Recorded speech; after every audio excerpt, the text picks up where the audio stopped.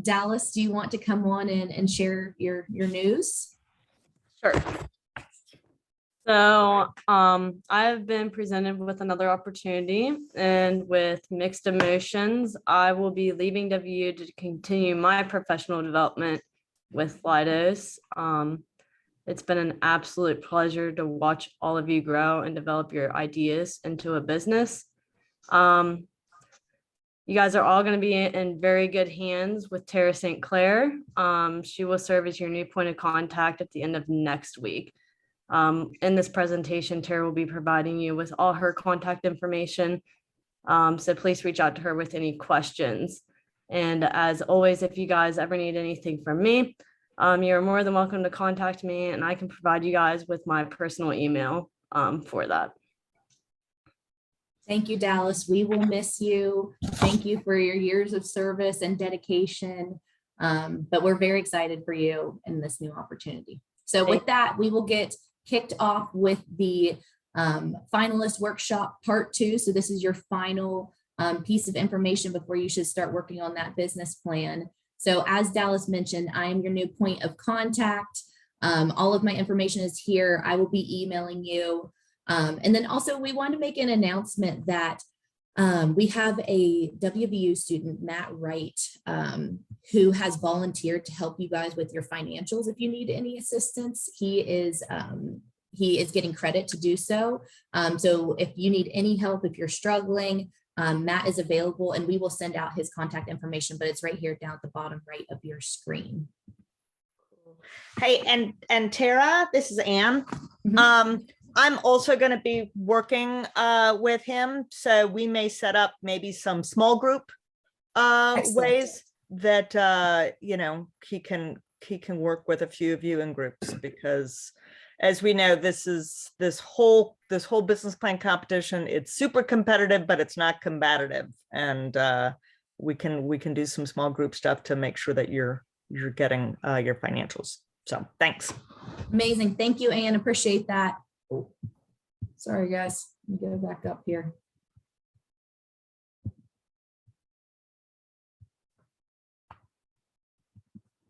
All right. So what we are going to cover today in the final workshop, first off, we will have Jim Matuga. Unfortunately, he was called to go to Charleston, West Virginia today, so he did send a recording of his presentation. The Secretary of State, Mac Warner, will be here to talk to you about registering and licensing in the state of West Virginia. And if you need to do foreign registration, he can answer questions about that. Kevin Combs is here to talk about how to become investable.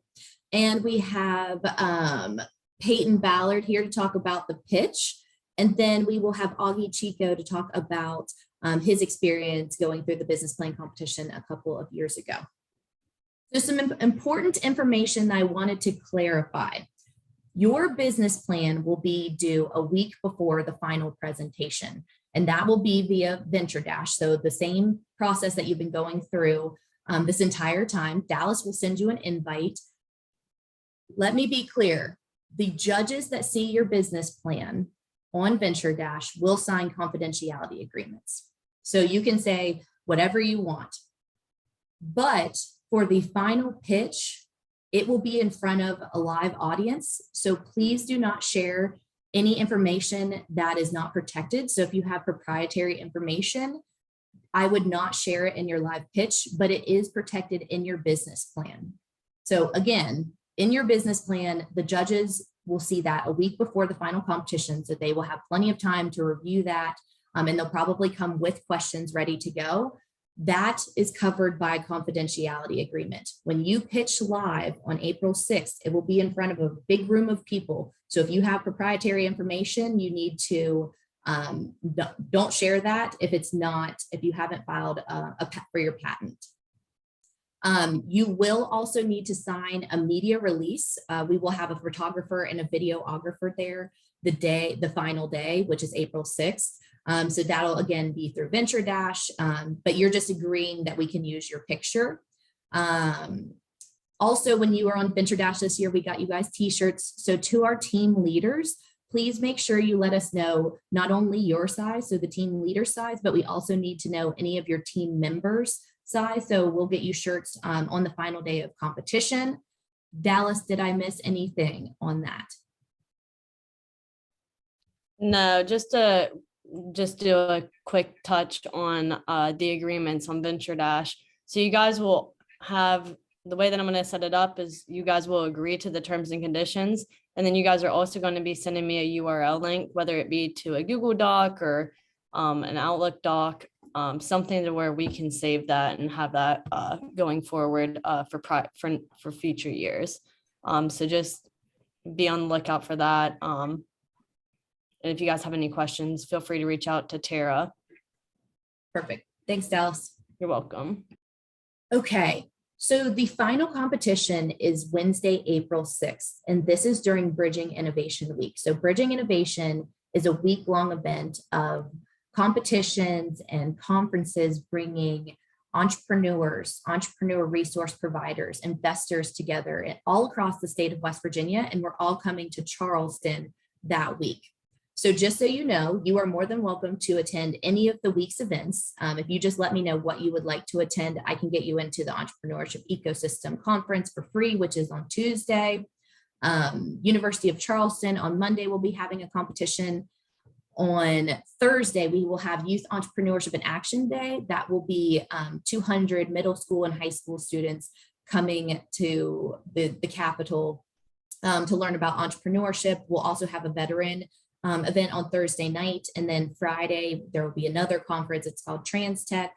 So if you are interested in attending any of the week's events, please let me know. We would love to have you. So the big day for you guys will be Wednesday, April 6th. Now on that day, we will have lots of stuff going on. We're going to start the day with Marshall's business model competition in the morning. Next, we will go right into the high school business plan competition, followed by the collegiate business plan competition. And then the last competition of the day will be the community business plan competition. We'll have a networking hour where Jim Matuga, who is the next presenter, he will be podcasting live. So he will be interviewing some of you. That is when the judges will be deliberating in a different room. And then we'll have the award ceremony from 6 o'clock to 8 o'clock.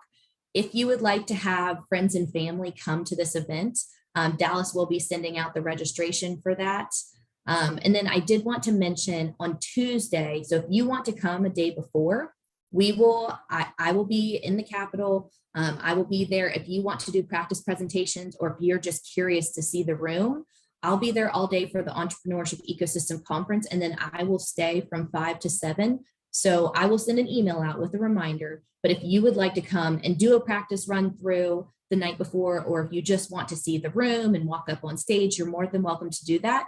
And then we will have scheduled practice presentations the morning of April 6th. So the practice presentations will be in a separate room, but we'll have them set up exactly the same. So you'll actually walk up on a stage, you'll get to put your PowerPoint presentation on and do a walkthrough and get feedback before you go live into the main room. So I will send all the details out via email probably next week on that.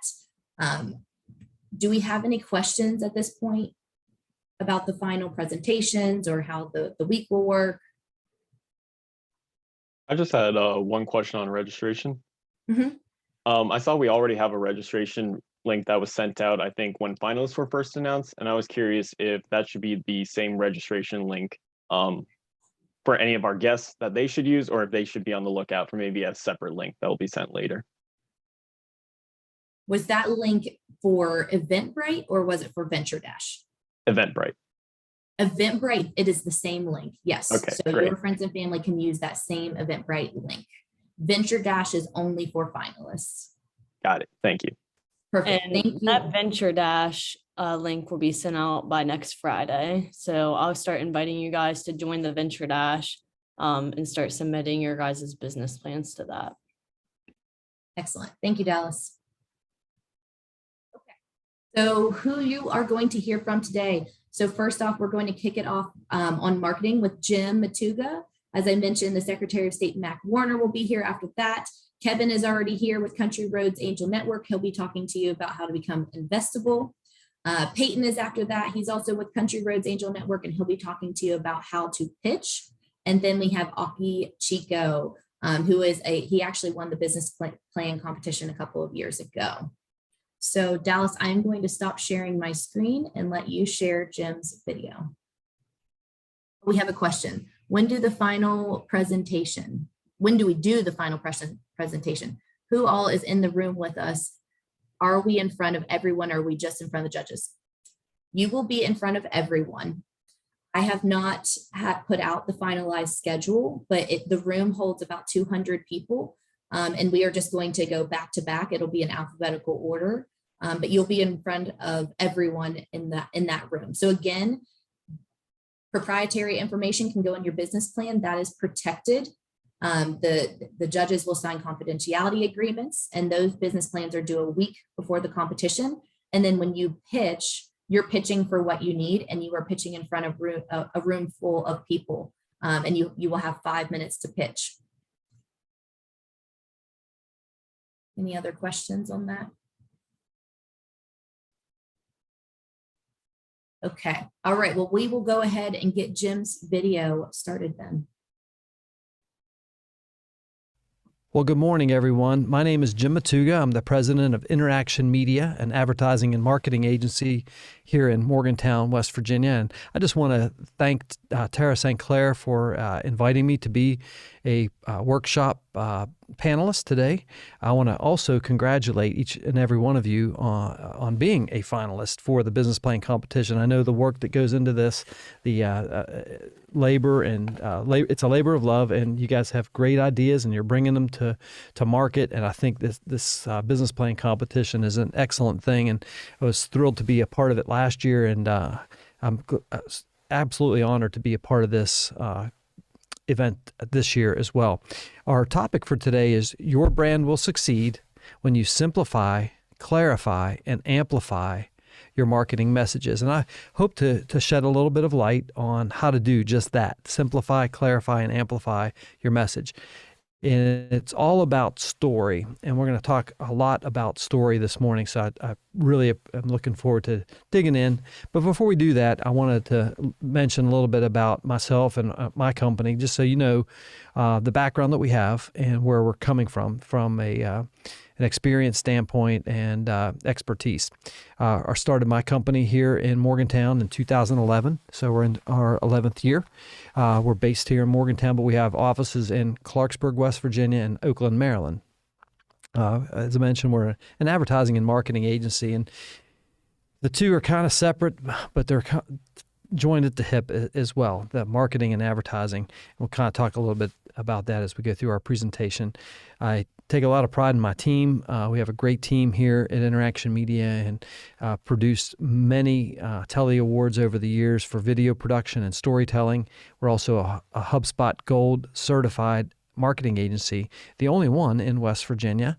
And HubSpot is a great marketing platform, digital platform that encompasses a CRM and a content management system all in one, and utilizing it for primarily inbound marketing.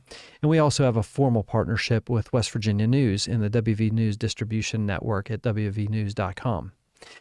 Some of the services we offer include brand development, websites, and that includes everything from a basic WordPress site, an e-commerce site, to HubSpot sites, high-quality video production, everything from a 15-second TV commercial to a 4-minute training video, and everything in between. Digital advertising, including retargeting, geofencing, all those, everything, OTT, anything that's the latest and greatest in digital advertising. We provide those services for our clients. Social media strategy, traditional media, print, radio, TV, outdoor, marketing blueprint, which is our branded strategy process. We've been refining that for the last 11 years. Graphic design, podcast production, including live stream video podcast production. That's a big thing right now. E-commerce, email marketing, search engine optimization, content development, and the thing that I wanted to talk to you guys about this morning, which is our brand story process. The Interaction Media brand story framework helps our clients do exactly what I promised at the beginning of this presentation, and that is to simplify, clarify, and amplify your marketing message. It's pretty neat. We developed this brand story framework back in 2011, and then when Donald Miller came out with his classic book, Building a Story Brand, back in 2017, we were like, hey, let's kind of rebrand our process, because we're in alignment with Donald Miller's 7 elements of great storytelling to grow businesses, and we call ours now the brand story framework. And we use this through just about everything we do, every message that we put out there, whether it's on any media channel, digital or traditional or social, runs through our brand story framework. And that is what I'm excited to share with you guys today. So what is marketing? There's lots of different marketing definitions out there, textbooks and people that have been in the business a long time. But I kind of am a simple thinker, and I like to think of marketing as talking to the right people at the right time with the right message. Again, talking to the right people, that's your target audience, at the right time when they're gathering information, when they're in the market, and then with the right message. And that message is really the impetus of the story brand or our brand story process. And that's really what I want to focus on today. So why is story so important to your business plan that you're working on? If you launch this business and take it to market, why is the story so important to your business? People buy things almost always because they hear or read words that make them want to buy things. It's the way we talk about our products that move or sell our products or services. So think about that. Whether it's a Google review, it might be a Facebook review, it might be an Instagram post, it might be a 30-second TV commercial on the Super Bowl, it might be a billboard, it might be a radio commercial, it might be an ad on Pandora or Spotify or SiriusXM. Those words that we hear or read make people want to buy the stuff that we're selling. In other words, your product or service. And those words then become the story of our brand. And so it's my contention that we need to tell stories that help our potential customers survive and thrive. So think about that again. We need to tell stories that help our potential customers, those people that are in need of what we're creating on these business plans, to not only survive, but to thrive. It's kind of neat when I think about story. I'm reminded of a great quote from John Maxwell. He's a great leadership guru, and if you guys haven't read any John Maxwell, I highly recommend his teachings and his readings, his writings. But think about this. He says, most people communicate, but very few connect. And that's what story is all about. It's about making those connections. It's about compelling somebody to take an action to do the thing that we want them to do. And that is the essence of marketing. And so I would like to, at this point, talk a little bit about our brand story framework.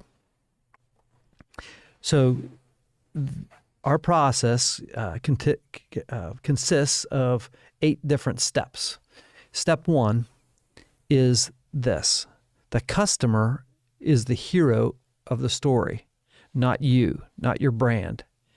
Your brand is simply the guide in the process. So we flip the storyline almost immediately with step number 1, where most people, you probably have seen this out there, are talking about me. Look at us. We've won these awards. We've got these many years of experience. We've got this many square feet. We have this many employees.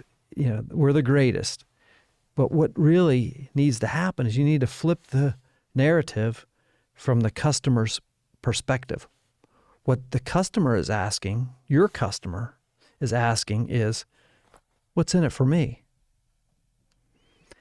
They don't necessarily care about you. They're looking for their needs to be met. So when we talk about the hero of the story being the customer or your potential customer, that's exactly what we mean. So the question you have to ask is, what do your customers want? as it relates to your product or service. Think about that. You've done a lot of research on your business plan. What do your customers want as it relates to your product or service? Issue number 2 is companies tend to sell solutions to external problems, surface issues, I would call those. But customers, the people that are buying your stuff, buy solutions to their internal problems, their deeper, more personal fears or frustrations that they experience. So if you think about step 1, the hero, that's the character. The character has a problem. So we must clearly define what our products or service solves. Again, if the customer is saying, what's in it for me, we have to identify what their problem is. So the questions we can ask are, is there a root cause for our customers' problems? Can we personify this as the root cause of their problem? And what might that villain, if you would think of it as a villain, what is the villain in that customer story? What is causing the problem? So I think about that. That's kind of the overall question. Then think about external problems. What is a problem that our customers deal with as it relates to our product or service? And then the internal thing that they're grappling with is, how is that making them feel? So if you think about that framework, think about that question, we don't want to be selling to external problems, those surface issues. We really want to understand the deeper, more personal fears or even frustrations that they're experiencing. So we started with a character, the hero. They have a problem. That's the external or internal. The third step in the process is the customers aren't looking for another hero. They're looking for a guide. That's where we come in. Your brand, your company. So thinking about that, customers aren't looking for that hero. They want to be the hero in their story. So if we take step number 1, a character. Step number 2, they have a problem. Step number 3, they meet a guide. We enter the story as the guide. If we play the hero, we will do a lot less business. But if we play the guide, that's where commerce will happen. People will be connected to our brand. They are going to want to do business with us. So a couple of questions we can ask. 2 things I always break it down to: empathy and authority. So empathy, what brief statement can you make about your business that expresses empathy and understanding for what the person that you're trying to sell to is actually going through? Again, their problem, right? We're trying to address their problem. What kind of a statement can you make that expresses empathy and understanding? The next step in that, and meets a guide, step number 3, is authority. How can you demonstrate competency in solving your customers' problems? So thinking about what your product is, your service is, how can you make a statement that expresses that empathy? We understand what you're going through. We've been there, right? And authority. We've seen this before, and here's how we've helped other customers. That's the authority aspect. So as you're weaving your story, thinking about that in the process. And that brings us to step number 4. Customers, your customers, trust a guide, your brand, who has a plan. You have the plan to get them what they want and what they need. So think of it this way. You are heading on a trip. You're going to climb a mountain. Let's say it's Mount Everest. You're standing there and you've got 2 Sherpas. One Sherpa says, guys, we've got a pretty substantial storm coming in. Don't worry, we're not going to take the north face route. We're going to be taking the west face. It's got a much clearer trail. We've got plenty of provisions. I've got extra food and oxygen. So we're going to be in good shape. Compared to the other Sherpa that says, and the Sherpa is the guide, right? Says, hey guys, let's go. I'm ready to roll. you're going to be attracted to the guide who has a plan. That's a little anecdote that I always like to throw out there because it's very true. People want to have a plan when they're thinking about the buying process. So we want to be the guide who gives them a plan. So again, we have the character, they have a problem, Anne meets a guide, they meet us as the guide, and we give them a plan.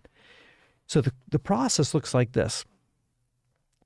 Are there 3 or 4 steps your customer can take that would lead them to a sale or explain how they would use your product after the sale? Sometimes we do this as on a digital realm, on a website, as an ebook, for instance, and fill out this ebook or fill out this form with your name and your address, email address. We'll send you this ebook. That could be a great plan. You're giving them your knowledge, your wisdom. Again, expressing empathy, demonstrating competency and authority. You've got this game plan that's going to help them. So list the agreements you can make with your customers to alleviate their fears of doing business with you. That's a great thing to do. Give them that plan. List the agreements that you can make with your customers to alleviate their fears of doing business with you. And that brings us to step 5. Customers do not take action unless they are challenged to take action. We need to call them to action. So many times, you guys probably see it too. We get out there, we make our pitch, and we don't ask for the business. That's what we mean by calling them to action.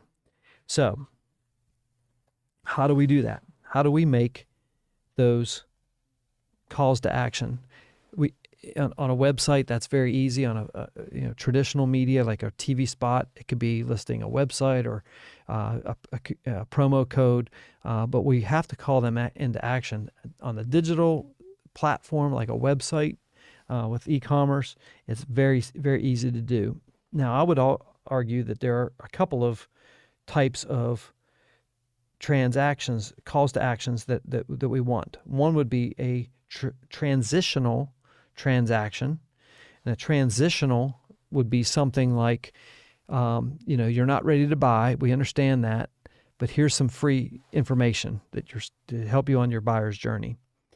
A transactional would be buy now, right? So we have the transitional people that aren't ready to buy yet as a call to action, but we also have our transactional call to action, which is buy now, order now, something of that nature. So thinking about that. So when you're thinking about marketing, when you're thinking about step 5, asking people to take action, are there transitional calls to actions that you can use to on-ramp customers? Obviously, the buy now, which is the transactional CTA or call to action, is the easy one, but those transitional ones could sometimes be forgotten and even play a more important part in the marketing process.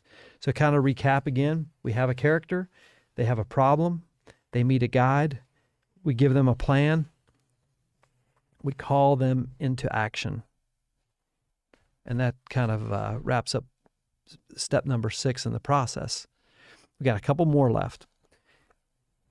This is one of my favorite parts in the story process, and that is every human being is trying to avoid a tragic ending.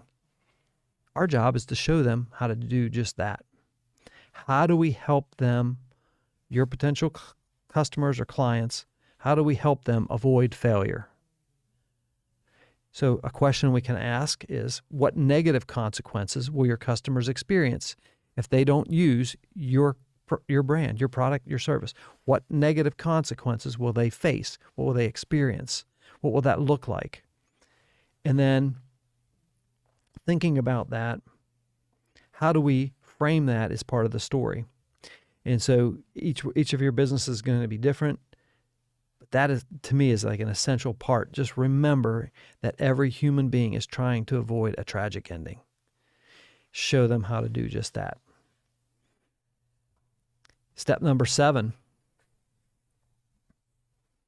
Never assume people understand how your brand, your company, you've poured tireless efforts into this. You guys are in it. You're part of it. It's part of your DNA now, right? Your business plan. When you launch these businesses, never assume that people understand how you can change their lives. You have to tell them, and you have to tell them again, and you got to tell them again, and you just got to keep telling them, because most people are not paying attention. When they come across our marketing message, we got to make sure that we are telling them.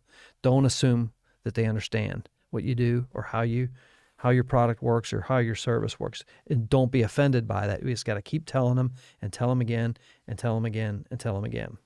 So the question I would ask is, what positive changes will your customers experience if they use your products or service? That's got to be your brand proposition right there. What differentiates you from the competition? What differentiates yourself from the competition? I have a podcast that I have been doing since 2017. It's a weekly podcast when I talk with small business owners and entrepreneurs across West Virginia. It's called Positively West Virginia. You can find it at positivelywv.com. And one of the things that I grapple with a lot is I ask people, what is your 30-second pitch? Tell me what you tell people that you do. And you'd be amazed at the amount of people that owners of companies have been in business 15 years. They can't articulate what they do in 30 seconds. So make sure that you have that down. Step 8 is probably, in my humble opinion, the most important part of this whole process. Again, going back to the podcast, I ask folks every episode, how do you attract new customers? How do you get business? How do you bring people into the business? They say word of mouth is definitely my biggest marketing that I do is word of mouth. And I'm like, okay, that's cool. I get it. It's effective. A referral, a positive recommendation. Those are powerful things. But I like it. I have a little saying that I like to say, and that's word of mouth has to start somewhere. And that's with you, the entrepreneur, the business owner. That's where the word of mouth starts. You got to create messages. There is going to be a narrative about your company. And the question is, are you controlling that narrative or is somebody else controlling it? So amplifying your message is going through these 7 steps, creating a compelling argument, a creative, compelling marketing message, and then repeating it. Amplify is maximizing or thinking about word of mouth exponentially.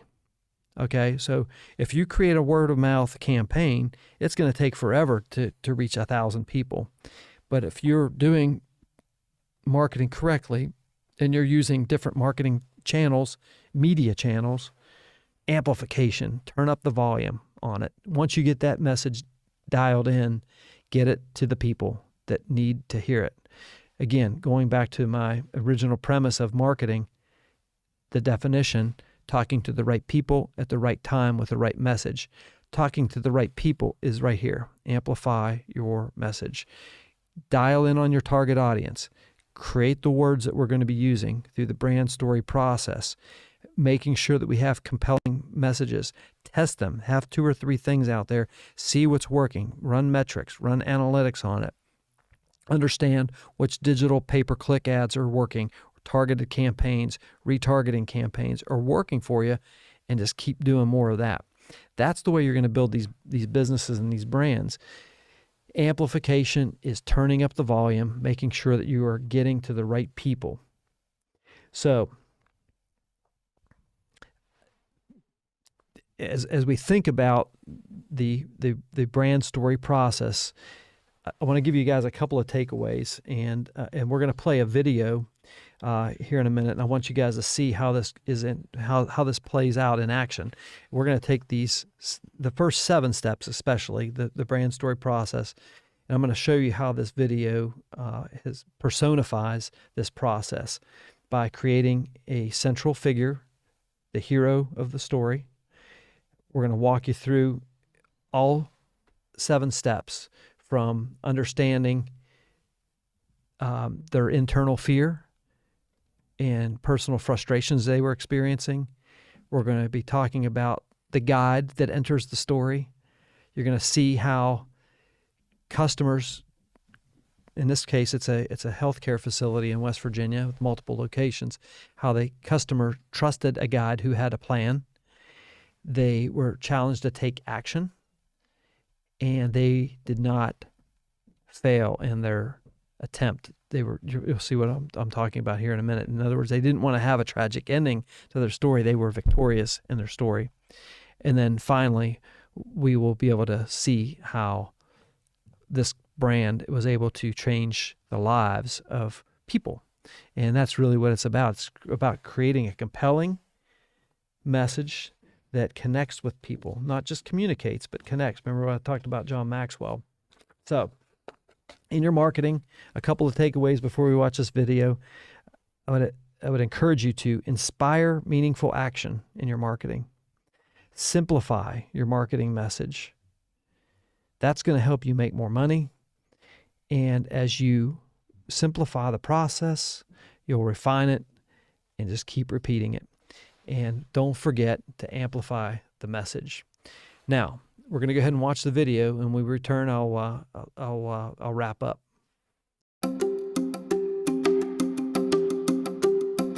Our lifestyle in our home, we travel a lot. We've been to Iceland, we've been to France, Germany, Austria, and we had a trip planned to go to Tanzania in East Africa to climb Mount Kilimanjaro. It was on my husband's bucket list. I woke up one morning in June, and that's when I realized that I had an injury. I got up, I was getting ready for work.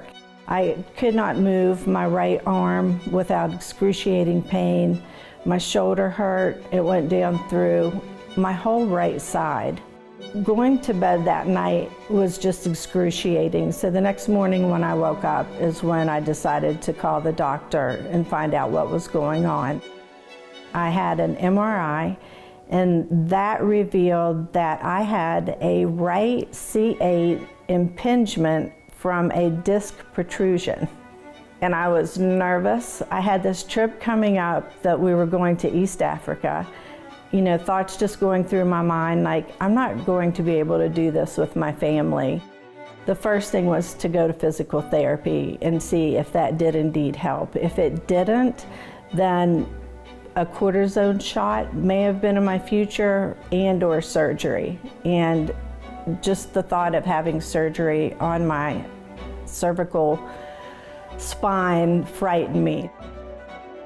I was determined that whatever I had to do to repair what I could do with physical therapy, that's what was going to happen. Country Roads is very prominent in Fairmont. I actually know the owner and went to school with him in the past, so there was no doubt that I was going to go to Country Roads. However, when I got to Country Roads, Joey Potesta ended up being my PT. And honestly, if it were not for Joey, I'm not sure that I really would have made the trip to Tanzania. There were times in there that I had shed some tears and was just worried, and he was constantly encouraging me. You know, Christy, you're going to Africa. You're going to climb that mountain. We're doing what we have to do. I mean, he was just very adamant in his role. The first thing was like, okay, lay down. We're going to start doing some glides. I'm going to work out some of this pain. We did some exercises where he could determine what the strength was in my hand. He just went to work. The very first appointment, you know, I walked out knowing that I was at the place that I needed to be to get healed. He knew what he was doing. He is by far top-notch as a physical therapist. He gave me a book to read to help me understand anxiety and how worrying impacts your recovery. So just to go above and beyond to help ease my mind, not just doing the exercises and the traction and you know, what you have to do at physical therapy. He was concerned for me. Our trip to Africa was in early August, so toward the middle of July, I got to the point where, okay, I can do this. I am strong enough. There was no reoccurring pain. We would both just smile, and it was like high fives. I had felt better than I had felt in years. It worked. Kilimanjaro is 19,341 feet. As you're walking up the mountain, you have hours just to think, and there were several times through reflecting of how grateful I am for Country Roads Physical Therapy and Joey Potesta. We are planning to go back to East Africa in August of 2023. We're going to try to tackle the mountain again as a family. If you're hurt or don't feel well, please go visit Country Roads Physical Therapy.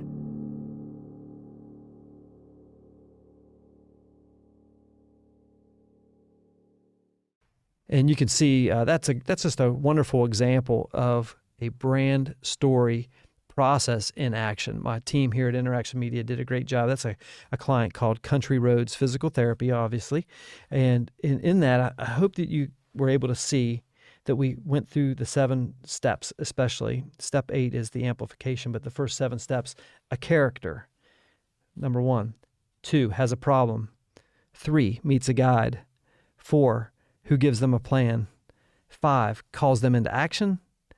6, helps them avoid failure. And 7, ends in success. And so, guys, I want to encourage you, to use these 7 steps, these 8 steps actually, when you include the amplification component. These are 7 universal story points that all humans respond to. And without making it sound overly important, these are the real reasons that customers make purchases. So I want to encourage you to simplify your brand message so that people understand it and act on it. They take action, they're compelled.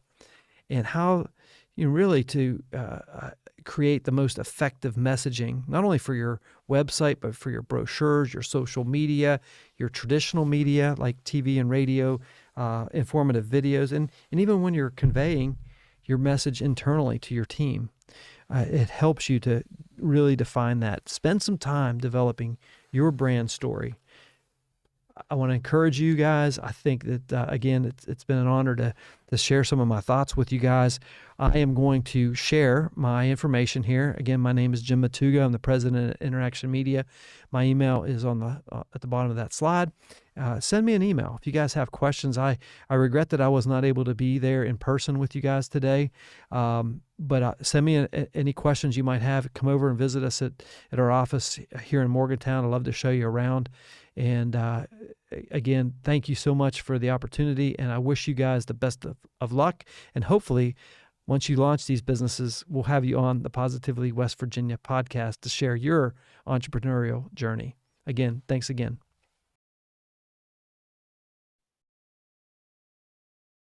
All right. So I put Jim Matuga's email address that you just saw on that last slide into the chat as well. So if you have any direct questions for him, you are more than welcome to reach out to him. He is a great guy.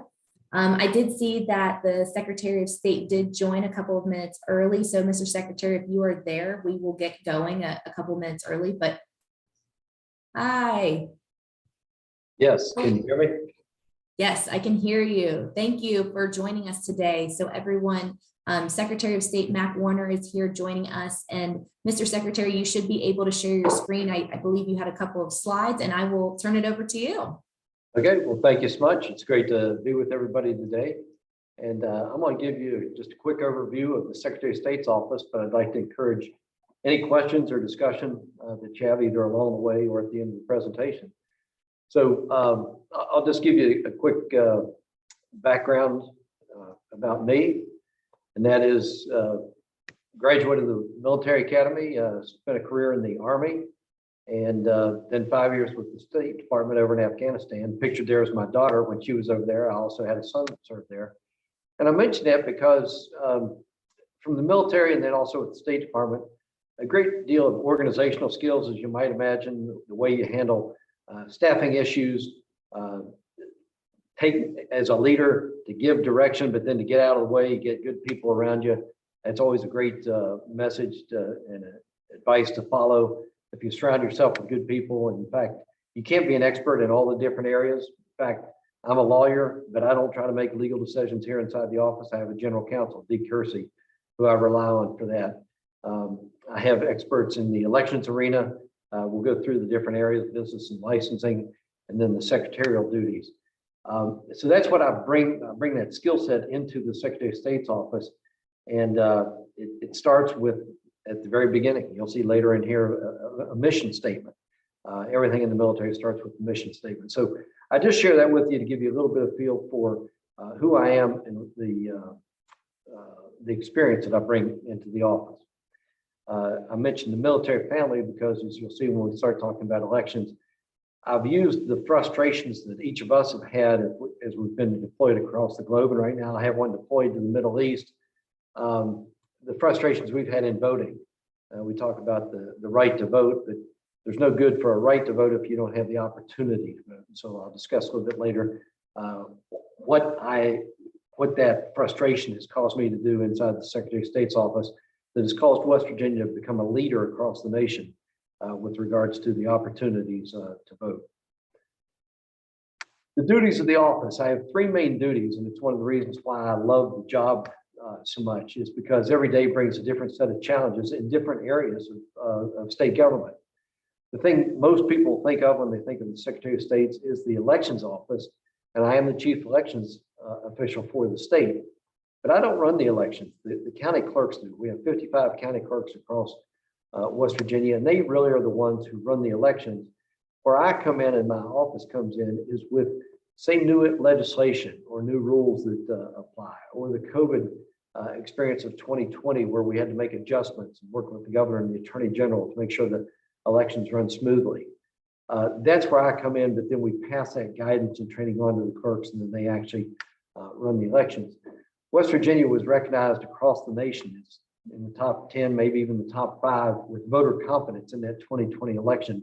And it was because of that coordination with the attorney general and the governor. And West Virginia didn't step outside of our lane.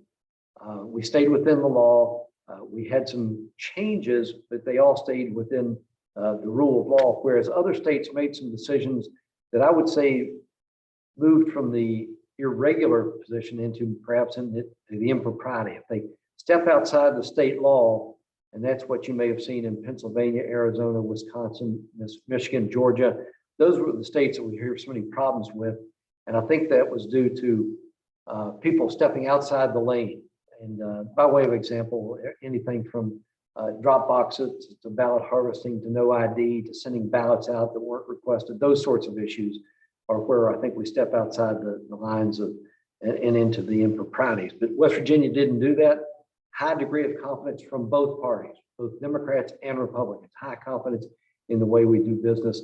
And that's what why I was called twice to testify in front of Congress as to how West Virginia had such successful elections and what we're going to do in the next election cycle to keep it that way. So elections seems to be the thing that we get the most attention for, but interestingly, of the about 50 people that we have in my office, only 5 are dedicated to that elections office, elections division. The name secretary comes from the administrative law department, and I only have 2 people working in that arena. That's the keeper of the executive journal, the third bullet on the screen. So where's the majority of the office? It's in that business as the chief business officer for the state, where all the businesses begin with the registration through the Secretary of State's office. So the business and licensing, we keep track of 134,000 businesses. It's both businesses like sole proprietorships, LLCs, corporations, and so on, as well as charities. And the reason we keep track of that is so that you can research our database if you have, let's say, a lawsuit, or if you need to contact a corporate headquarters. All of those things are filed with the Secretary of State's office so that you know when you're dealing with the business whether it's legitimate or not. I use the example of somebody that comes to your door and says, I'll paint your house for $1,000, give me $500 to get started.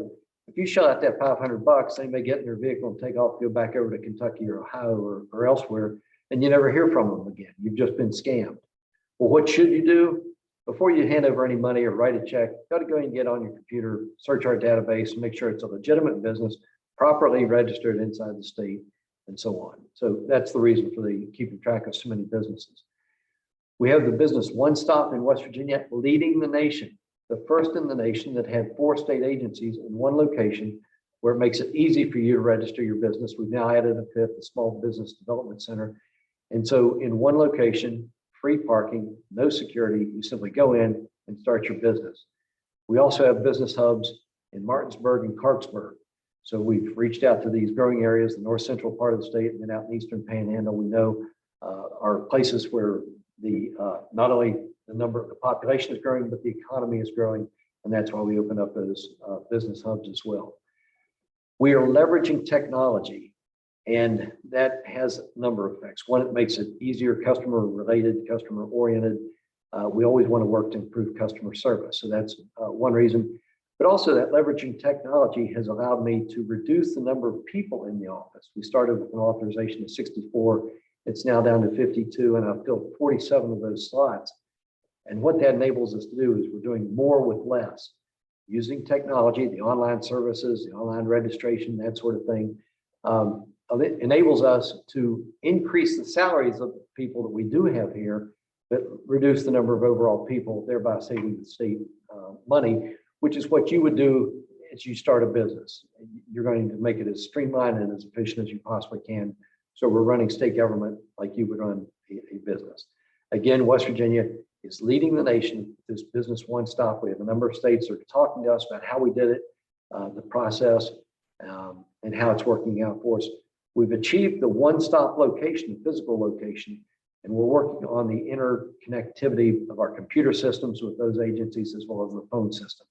So that's still a work in progress.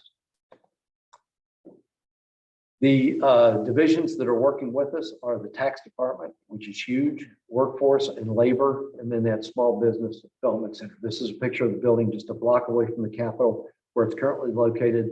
We are looking for a larger, a better positioned building in Charleston, but for now, this is where it's located.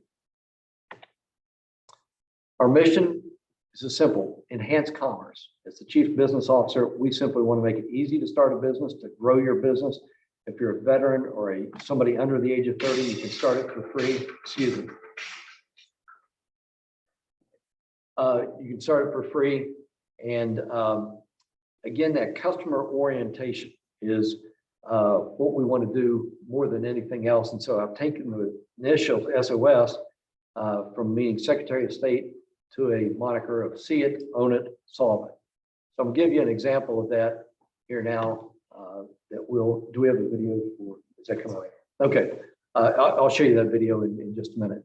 To enhance commerce, we're doing that interagency cooperation, expedited service fees. This was something I brought an idea out of Georgia, where you can come in. What used to take as many as 2 weeks to start a business because you were bouncing between the Capitol and my office, down to the tax department, which was downtown, to back up here to the Capitol complex, not the Capitol, but Building 3 and Building 5 to get to workforce and labor.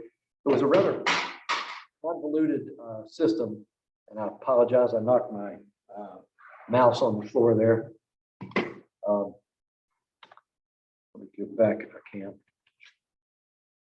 Well, may not be able to do that. Sorry for the technical glitch.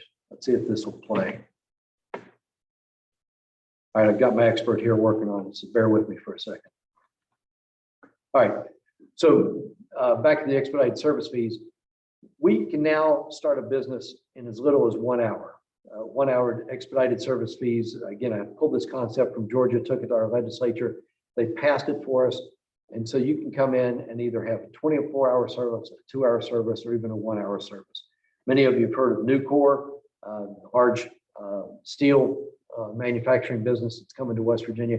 When it came in to register, it was able to do so in less than an hour. It came in at the end of the day. We cleared out the docket for the day, all the businesses. And when they came in, we were able to do it in a matter of minutes.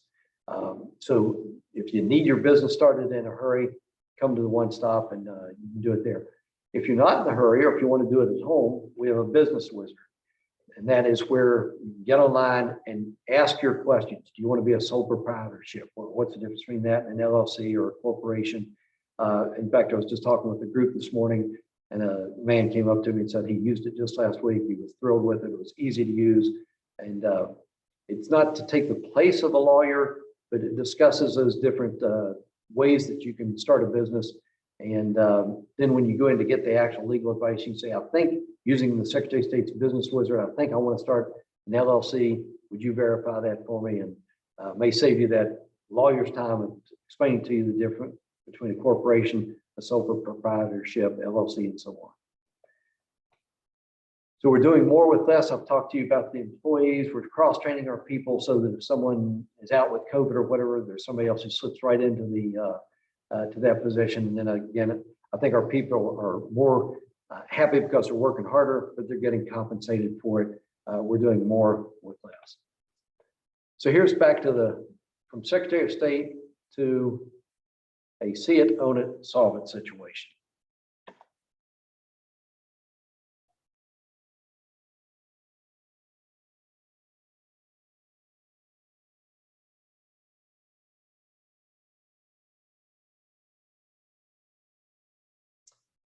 So here was an individual that saw a problem, owned it, took control of it, and solved the problem. And so it's a humorous way of looking at what I want all of our employees, and they are doing it. I get compliments every week about the team that we have at the Business One Stop. If you present us with a problem or we see a problem, we take charge of it and then we solve it. And if we're solving it for you, then we're solving it for all the other people around West Virginia that have a similar situation.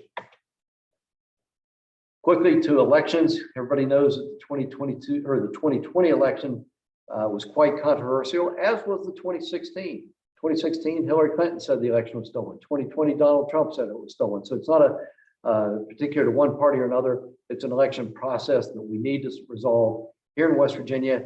When we follow the law, the legislature has put out some pretty clear guidelines, which has a proper balance between access and security. The access, we have more ways to vote than any other state. You can vote in person on election day. You can vote early during the 10 days of early voting. You can vote absentee as long as you have one of those 11 defined reasons or excuses for voting absentee. During 2020, all of us were able to vote absentee because of COVID presented a medical situation. 2022 has changed. We're not under the same restrictions. We're not under the stay-at-home order that the governor had given in 2020. But if you have COVID concerns, if you've got COVID or you're protecting somebody that has COVID and you don't want to go expose yourself or other people at a polling location, then you can vote absentee. So we are still under the laws that were written back before COVID, that were in place during COVID and continue on today. And West Virginia, I think, has that proper balance between access as well as security. We've passed a voter identification, not photo, but a voter identification process. And those are the type of things we also, in the ballot harvesting arena or ballot trafficking, you may have heard about in Georgia, Arizona, and elsewhere. Our state allows you to take 2 ballots to a county clerk, not 200, but 2. It's designed for you and a spouse or you and a child type situation. If somebody brings in 200 ballots, which is the assertions in some of these other locations, and you provide them with a drop box that's not authorized by the state, now that's where you start to get into the trouble. So again, if we stay within the laws, both me providing the guidance to the clerks doing that to the poll workers, the poll workers working with the voting public, then we all stay on track, and that's how we keep the voter confidence high in West Virginia. And it's what I'm advocating that other states do as well, and not make up new rules as you go along simply because it feels good or sounds good. We need to stay within the rule of law in West Virginia. The primary election is May 10th. We're going to hit various timelines before then. We just finalized the ballots here the last couple of days. Clerks are now sending those to the printers. Those ballots will start going out for absentee, those people that have requested absentee, and for our overseas citizens 45 days ahead of the election. So that's coming up in March. April 19th is the deadline, last day to register. If you haven't registered to vote, make sure you do so before April 19th if you want to vote in the May 10th primary. And then the last day to request an absentee ballot is May 4th. 6 days prior to the election is the last day to request an absentee ballot. Right now is a good time to check your registration, make sure names, addresses, and so forth are correct.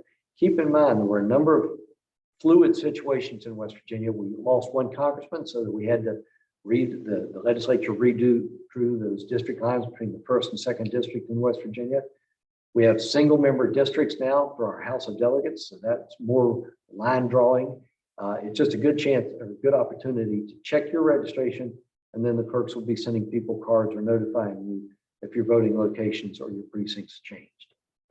With that, I'd like to turn it over to you for any discussion or questions you might have about me, the job, or the duties that we perform in the Secretary of State's office. Thank you, Secretary Warner. Would you be able to tell the students here, so we have high school students, college students, and community members that will be watching this video. Are there any benefits for folks that are trying to register for business under the age of 30? And then also for our college students, some of them might have a permanent address in a different state. Can you talk about foreign registration as well? Sure. With the business registrations, if you're under 30, then you can start it for free. There's no fee that goes along with that. Simply just let the people, either at the hubs, know that you are under 30 to get that. That also applies for veterans. We have a veterans Boots to Business program as well. So that's where it's helpful to either call the office or to go into one of the business hubs to talk to people about your specific situation as you get ready to register. You can also register from out of state, again, back to the online. We want to make it as easy as possible for people to start businesses in West Virginia, because that's how we, one, keep you here, keep the training you've received in schools here. We want to encourage the job opportunities for you and the people that you would employ. It grows the economy, grows the tax base. Everybody wins in those situations, which is why I've really emphasized the business and licensing aspect of the Secretary of State's office and make it as customer friendly as possible. I want to hear from you. If there's anything that you see, whether it's in person or online where we could do better, or our phone lines, we're working to improve that. I'll give you a quick example of that. We've opened up a chat line, so if you're on hold and you want to just leave your question and have us get back to you online, we can do that. What we're moving in the phone arena to maximize artificial intelligence. We're coming up with 3 tiers of questions. Right now, our office is gathering up to 900 commonly asked questions. What time do you open? Where are you located? When's the next election? Where do I vote? Those are questions that I don't need to have a person responding. We can turn you right to an artificial intelligence to give you the answer to those rather simple questions. But if you have a personalized situation in your particular business, again, asking for some advice with regards to LLC or proprietorships and so forth, then we will refer you to a person. And even better than that, let's say you've just recently been in the office and left information with us, and we know that you're starting a business or you've just opened a business. The next time you call, we might use that artificial intelligence to automatically refer you to the expert in that office with your particular type situation. Are you a charity? Are you a LLC or your proprietorship? I'll have different people trained in those areas, and by recognizing your phone number, you go right to that person rather than going on hold and going through a series of getting referred from one person to another. So you can see how we're trying to use technology and make your customer experience as easy as possible. Did that answer the question, Tara, or did you need further? Yes, that's great. Thank you so much. Do we have any other questions? I had one question, just clarifying the capabilities of the different hubs that we have across the state. I know we touched specifically on how specifically in Charleston, we have all of the necessary capabilities to go ahead and get started, as you mentioned, within an hour. And I was curious if those capabilities expanded to the other 2 hubs in Martinsburg and Clarksburg. The capability or the possibility is there, and I encourage you to go to the nearest hub. We don't have all those people. Those hubs are manned by only 2 or 3 people, whereas the office down here, as you heard, it has 20-some people. So we may not be able to put you face-to-face with somebody to answer your questions, but let me give you an example with the telephones. When you call our office, that phone might be answered out in Martinsburg, but you won't know the difference whether it's somebody in Martinsburg or somebody here. You'll get the same level of expertise that he will refer you to the proper place. So the answer is probably a half and half, depending on the complexity of the issue that you're wanting or the business that you're starting. So again, I would refer you to those hubs, and they have the direct communication. They know who the experts are here in Charleston to answer your specific question. I hope that addresses your concern. Absolutely. Thank you very much. Sure, thank you. Other questions? Mr. Secretary, how do we have them contact you or your office? Just send them to the website?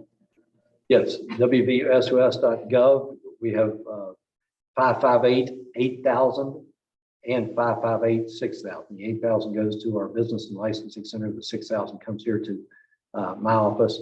If you need somebody in the administration, but typically the website is the best place to go. You just type in just West Virginia Secretary of State, and it'll pop up. And an awful lot of our information is on that website, from elections. So like right now, if you had a question about a district, who's running for the House of Delegates, who's running for Senate, how many candidates are there, campaign finance, you want to know who's donated to whom. All that sort of information is available on the Secretary of State's website, as well as being able to register your business or register to vote. So the website's really kind of the key place to go to start any of your inquiries, but we welcome your face-to-face interactions as well as your phone calls. Excellent. Well, if there are no more questions, we want to thank you so much for your time and being here today. And we will see you at the finals in Charleston. Sounds good. Thank you. And congratulations to everybody for participating. Thank you. Thank you. Kevin, can we put you up to bat a little sooner than the agenda says? Sure, absolutely. All right, guys, this is Kevin Combs with Country Roads Angel Network, and Kevin has a couple of slides that he's going to go over and talk about how to become investable. Give me just 1 second here.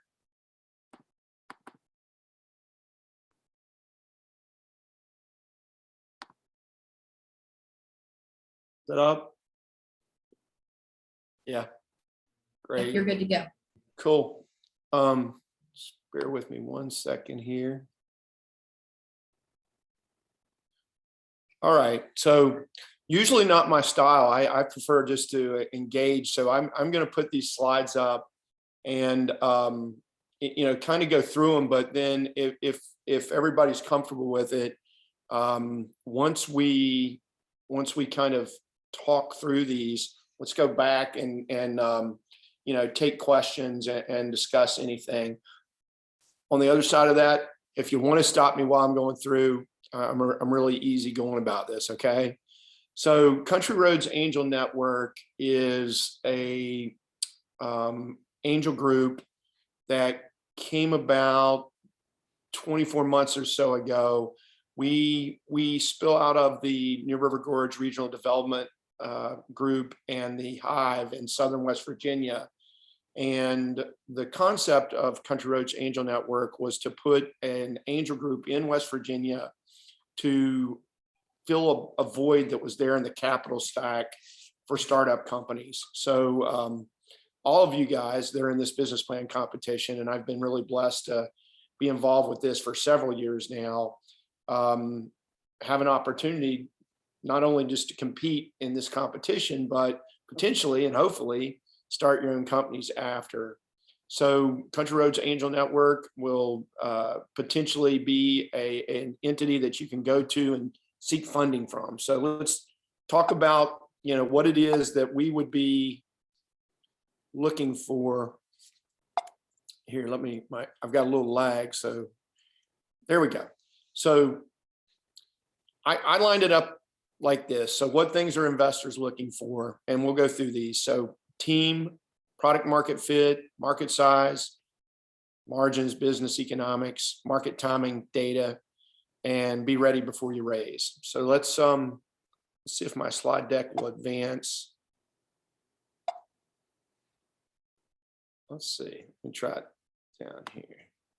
There we go. So know that this is me speaking today, right? I'm one person. The world is full of different types of funders and personality types. So although I'm going to give this to you didactically like it's the gospel, it's an opinion, okay? So in my opinion, the most important aspect is who the team is, who are the people, what are their track records? Are they fully dedicated to this business? Are they still in school and they're going to do this? Are they graduating, taking a job, and this is going to be a sideline hobby? All of those things come into play. And the passion, competency, and character of the individual, as often as you can convey who you are to potential investors, the more likely, in my opinion, that you're going to get funding. So I think the team is a critical aspect. And for me, when I invest personally, team is the number one thing I look for, the individual and who those folks are. So right behind team, and I'm going to plug my computer in, it's going to die on us, is product market fit. You can see I made my own slides because I spelled market wrong now that my intuitiveness comes. So is there a market? So I'm going to create the newest nutraceutical out there, and it's for something in particular like people who go to space. And so how big is that market? Is it a good fit for that market? Those types of things, right? So from my perspective, again, product market fit becomes critical in that we can see that you've done some work, some customer discovery. There are some great programs. I know a few years back, Iconic EDU was a participant in this business plan competition. And Kyle and James were one of the first groups in West Virginia I saw that went through the I-Corps program, that spills out of the National Science Foundation. And that program really, really points startups and entrepreneurs to this idea of customer discovery. And it's really the most important thing, in my opinion, outside of you and your team, is have you talked to people and determine whether or not they want your great idea or your great product or your great device. And those things are things that we vet very closely for. I vet very closely for when I'm making an investment. So market size is always interesting to me. I've got, like, this is a personal joke for me. I'm waiting for the next person to come and tell me they're in a $1 trillion market. It seems like, I had this company that had a technology to track children on school buses, but their market size was every school bus in the world, even though, they were only going to be in the United States. And in fact, they were only going to be in the southeastern United States in their inception of their business plan. But they made their market size this monstrous market size so that they could, use the word billions and think that that's going to influence an investor. From my perspective, what that does is it gives me pause, because I want you to be very specific to your company's potential value. I want to see that you understand that there is a large market, so many tens of millions, hundreds of millions of school buses, but, X number of students, X number of routes. But I want you to be very specific to tell me where you're going to market based upon the dollars you're going to raise and exactly what your revenue potential is. And that gives me a lot of, confidence in the entrepreneur I'm talking to. So it goes back and builds more character into that team model. Also, I will say, if you go through this exercise and you want to raise $5 million for your company, and you're showing me a market that's total value is worth $10 million, you're going to have a difficult time with me and most entrepreneurs that are going to invest, or most investors from, startups, et cetera, investing in your company. Or you're going to have to give up control of your company before you even get started. And that's probably a good signal that you may want to look for another idea. So business economics. What are your cost of goods? What's your customer acquisition cost? how much does it cost you to operate your company? How much money is your company projecting that they will, produce on a weekly, monthly, yearly basis? And then from that spills out the concept of margins, right? So if you've got all this and you execute fantastically on your plan, what are your margins? And again, this goes back to the interactivity between the market size and your margins. The drug wholesalers, I've got a big biotech pharma background. The drug wholesalers in this country, McKesson, Cardinal, and Bergen, their net profit is in the very low single digits. But every one of those companies does over $100 billion a year. So when you look at their profit margin, it still can be very substantial. If you do 3% net margins on $100 billion, you're a $3 billion net margin company. So, got to look at those types of things. We have a couple little businesses. We have a construction business in North Carolina, and we were talking about this at one of our meetings recently. And somebody was saying, hey, we only produced $200,000 in profit last year, and I was like, yeah, I know, but the good news is if we want to pour more cash into it, our net margins are like 22% there. So, entrepreneurs need to understand what those economics are going to look like, be comfortable with them, be able to converse with them about those things with investors. And we recognize that if you don't have cash flow yet and you're just, building out your plan, maybe even doing your MVP, et cetera, all those things are forward looking. But the confidence and the depth with which you explore those things and can talk about them are really what are being assessed in that situation, right? Market timing. I've got 3 granddaughters now, so I think I tend to analogize towards my granddaughters often, and they're really loving the 3 little bears lately. And so, and it's really market timing to me is all about the 3 little bears. It's either too hot, too cold, or it's just the right temperature, or it's the bed's too big, the bed's too small, or it's just the right size. So really market timing from my perspective is this really beautiful situation. There was a company I read about recently that tried to bring what we would term crypto, digital currency, to the markets back in the 90s. And it floundered and failed miserably. They raised $30 million and took off like it was going to be the change of the world, and it went out in flames. I mean, they lost investors $30 million in under 18 months. It just fizzled out. Conversely, the folks that came forward with the idea of Bitcoin, I think probably are pretty happy, and some of the early investors are pretty happy. It seemed and still seems to me.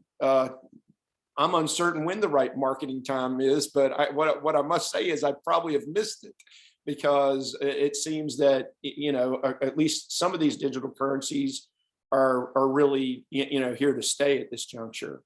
So market timing is something that's very almost impossible for you to control, but still yet looking for an entrepreneur to understand whether or not they're way too early, whether they're way late. I mean, if you're the 4th, 5th, 6th company into a space, you better be convincing me that you've done some customer discovery, and everybody else missed customer discovery, right? So market timing, very important. Data, internal and external inputs. When I speak to young entrepreneurs or any entrepreneur, I want to understand that they are passionate about their business. And if they're passionate about the business, they know the data of their business. They know internally what's going on in their company. I mean, there may only be that one entrepreneur, but if there's more than you, if there are 3 or 4 partners, you guys are mapping what you're doing, and you can tell us what you learned from your customer discovery, and you can give the business financials I discussed, at least in a projected fashion. I know Tara said, I wrote it down, Matt Wright is going to help you guys with some of your financials. I mean, you guys ought to be interacting with Matt, because if you're really serious that you're going to raise money, perchance you're going to come to Country Roads Angel Network at some point here relatively soon, because you win the business plan competition and you're ready to roll. You got to really understand these things. So I would say the other aspect of this is, don't bog down the initial pitch deck, though, with every piece of data you ever heard or knew, right? Give some key top line data, internal and external, have the rest in the back end, and really funnel that towards your presentation as you engage more with an investor and as they ask for more diligence types of questions. Give them the data, right? And if you don't have the data, don't try to give data that or opine on that, right? Just share that you don't have that data, that you'll acquire that data if it's necessary for an investment. Try to understand why somebody might want that data, right? And then put everything else in your reserve and backup when you're pitching. So bake that cake. I mean, this is the area that really entrepreneurship to me is all about. You can't wait until something's fully baked, because if you do, I believe you're going to miss opportunity. You're going to miss market timing, and the world's a competitive place. So if you're trying to get that cake perfect and you put the icing on and scraped it off 10 times and you just keep it, you're going to run into trouble. On the other hand, if you bring that cake in and it won't even form up, that's sometimes very difficult for an investor to make an investment in. If I really, really like you, I might be willing to do that. I mean, if I think you've got that much skill set that you're going to get that cake baked and get the outcomes you want and we want as investors, then okay. But to the extent possible, get as much done as you can prior to your seed raise.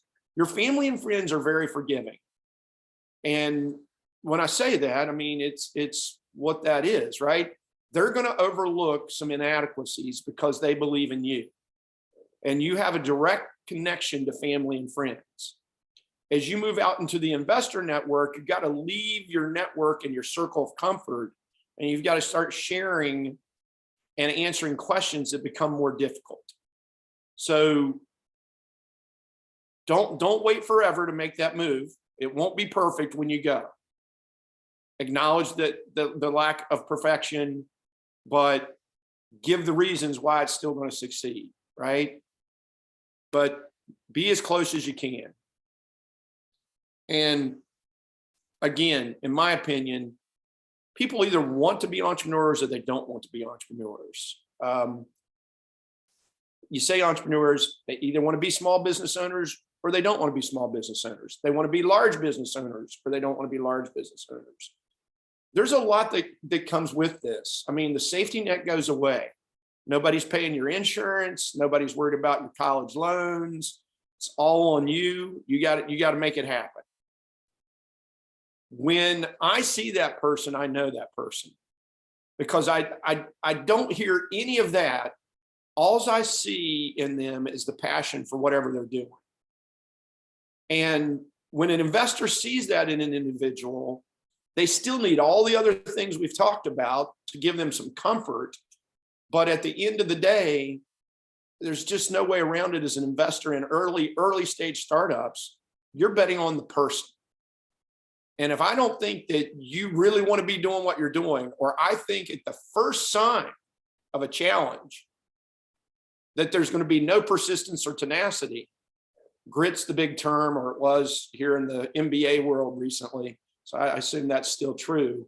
But I look at it and I go, it is really what I believe about West Virginia. That's the other power of this for me, a kid that grew up that's almost 60 in Southern West Virginia. I mean, everybody got out of bed at 5 a.m. and crawled into the bottom of the earth and powered this country for the last 120 years. If they grew up in the state of West Virginia, I mean, at least 90% of them did. And that's what we did. And they did it endlessly, right? And to the detriments of their bodies, and to the detriment of kind of being able to spend time with the family, et cetera. So the passion has to be there, and inherently, I think that's something that comes from growing up in West Virginia. And I always felt like being a kid that had a lot of roommates that were from outside of West Virginia. When those kids showed up at WVU when I was there, they seemed to possess that same type of tenacity that I had. So I think that exists, and it's something hopefully people that come to West Virginia take to heart. So I'll stop sharing there, and let's see if I can get back to the main room. So that's it. I mean, like I said, I usually don't use this format because it's just, I'm kind of a spur of the moment thinker. But at the end of the day, I think for this group, as you go into this, those should be some good things to help you think about, at least stir some thoughts in you as you're going forward. So any thoughts, questions I can help with? I got a question. Okay, fantastic. When it comes to team size, is there a way that investors, like, do they not like it if there's just one person? Do they not like it if there's 5 people? Like, is there a min max kind of thing? No, I don't think so, Isaac. I mean, it has to do with your business plan and where you're at. And what I would say about that is oftentimes the dynamic, Peyton's going to talk about the pitch, but if you've got 4 partners and one guy stands up in the pitch and talks the whole time, I kind of wonder what the other 3 people are doing. Is there really 4? Are there 4 co-founders here? That to me is a future recipe for disaster, because somebody seems to be in control, yet they're putting up 4 names. And how's this company going to mature as it moves along?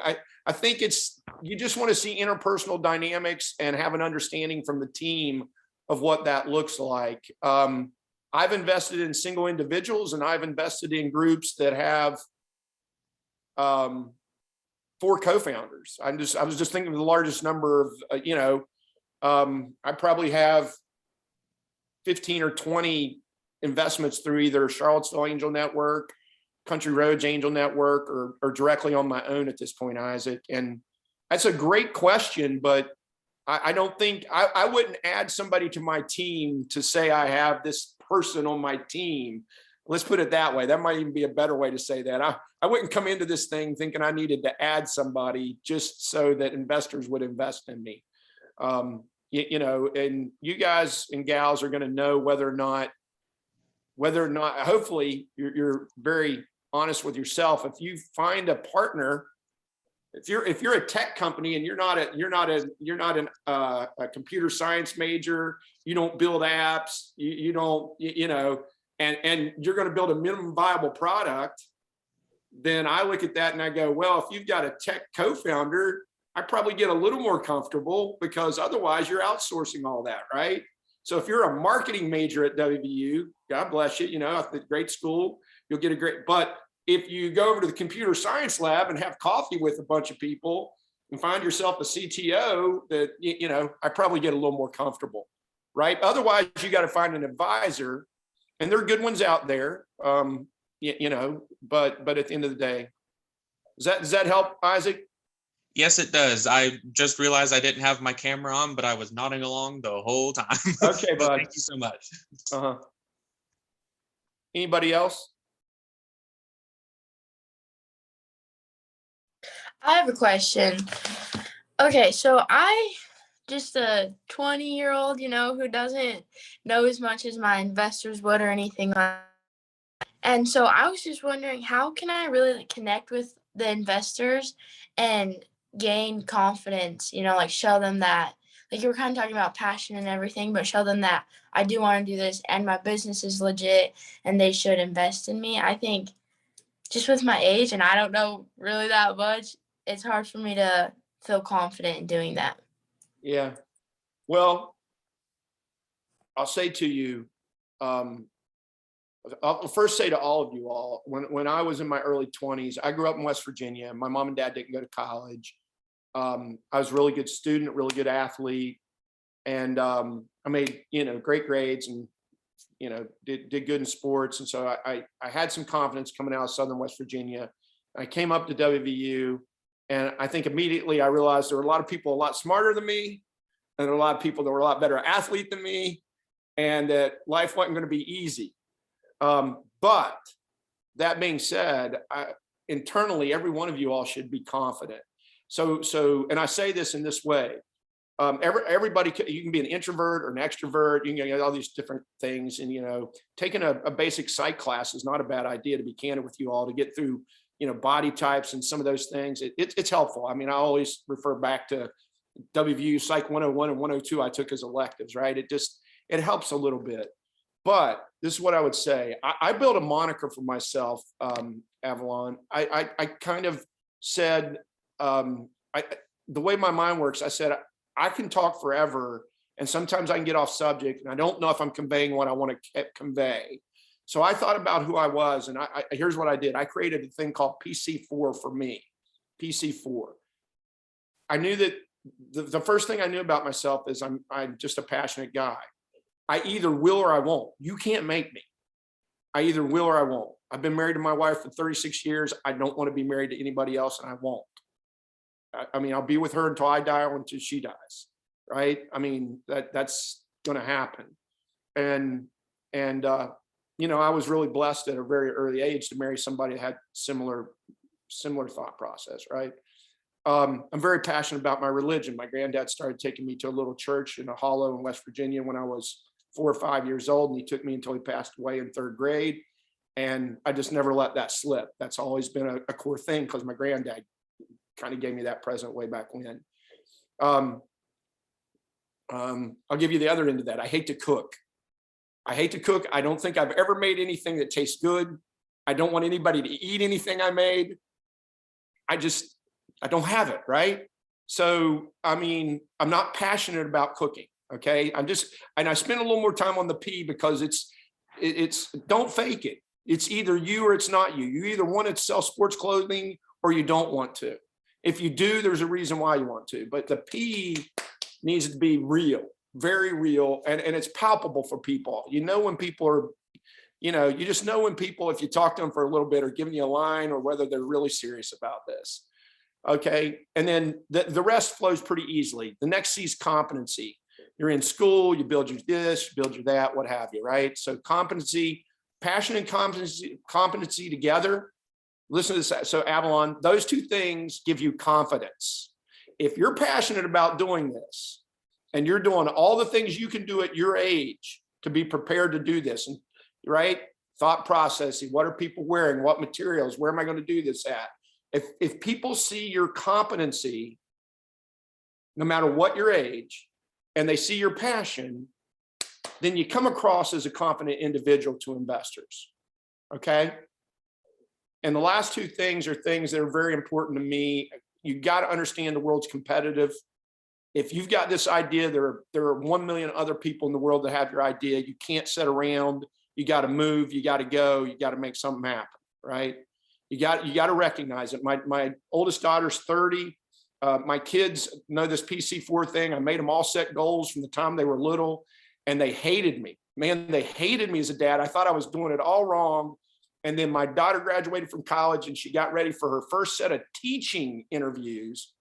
And man, she put everything together. She had her packages for everybody. And I was looking at it, I was like, damn, this kid's got it. I mean, she listened to me. She went in, she was the only teacher in our county that got hired right out of, there was all other seasoned teachers looking for moving around from other counties or states or whatever. She got a teaching job. And the best thing about that was that she came home and told her brothers and sisters, that stuff Dad's talking about is not BS, right? We all said that our whole lives, but it's a competitive world, even for a teaching job. There were 250 people in Albemarle County that showed up for that teaching interview that she got that job at. 250 for a teaching job. So don't be scared of that. Lean into that. It also means you better be persistent and tenacious because you're going to hear no a lot. Okay, just remember that. And the last one is character. I'm just going to tell you, if I can see it up front, I will not invest in a non-high character individual. If you tell me something that's not true and I know it's not true, then I have to make a determination of whether you weren't knowledgeable that what you said wasn't accurate, or whether you tried to deceive me. Neither one of those are going to help you get money or an investment from me. So have high character. When you're not sure about something, tell somebody you're not sure about it. There's nothing wrong with that. And don't hide behind youth. I was guilty of that. I'm a great guy to talk to about that, because for a long time, I kept thinking I was too young to do the things I was doing. As I got older, Avalon, I realized I should have been more aggressive when I was younger. I had more on the ball than other people, and I waited too long. So don't shut yourself down because of your age, okay? That's a long answer, but I think it's a very important question. Yeah, no, that was perfect. Thank you so much. Anybody else? Great. If you know, Tara's got my information. You guys can always reach out. I mean, I love what you're all doing. I applaud you for stepping out. It's not the easiest thing in the world to do sometimes. So, you know, and I'm suspecting I'll see all of you all again here at some point, not in the too distant future. So good luck with everything. Yeah, thank you, Kevin, for being here, and feel free to jump back in because I know Peyton is going to go next, and Joe is here, and he is our final speaker. And Augie went through the business plan competition, and we just kind of want to, you know, talk about the pipeline that we are creating. So I really appreciate you being here and your continued support of the business plan competition for years. So with that, we'll turn it over to Peyton.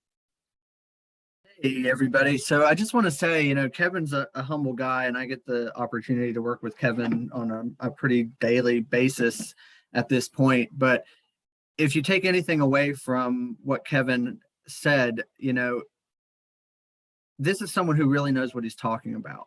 Those pieces of advice are not wayward. They come from his heart, and he's been there and he's done that. You know, I don't think that he gave a very long introduction to himself there, but he's you know, generated $3 billion worth of returns for his investors, for companies that he's worked for or built, and he's invested, I don't even know how much of his own dollars in other companies at this point. So, you know, he really does understand the space and understand what he's saying. And so, you know, take heart to those things that he said.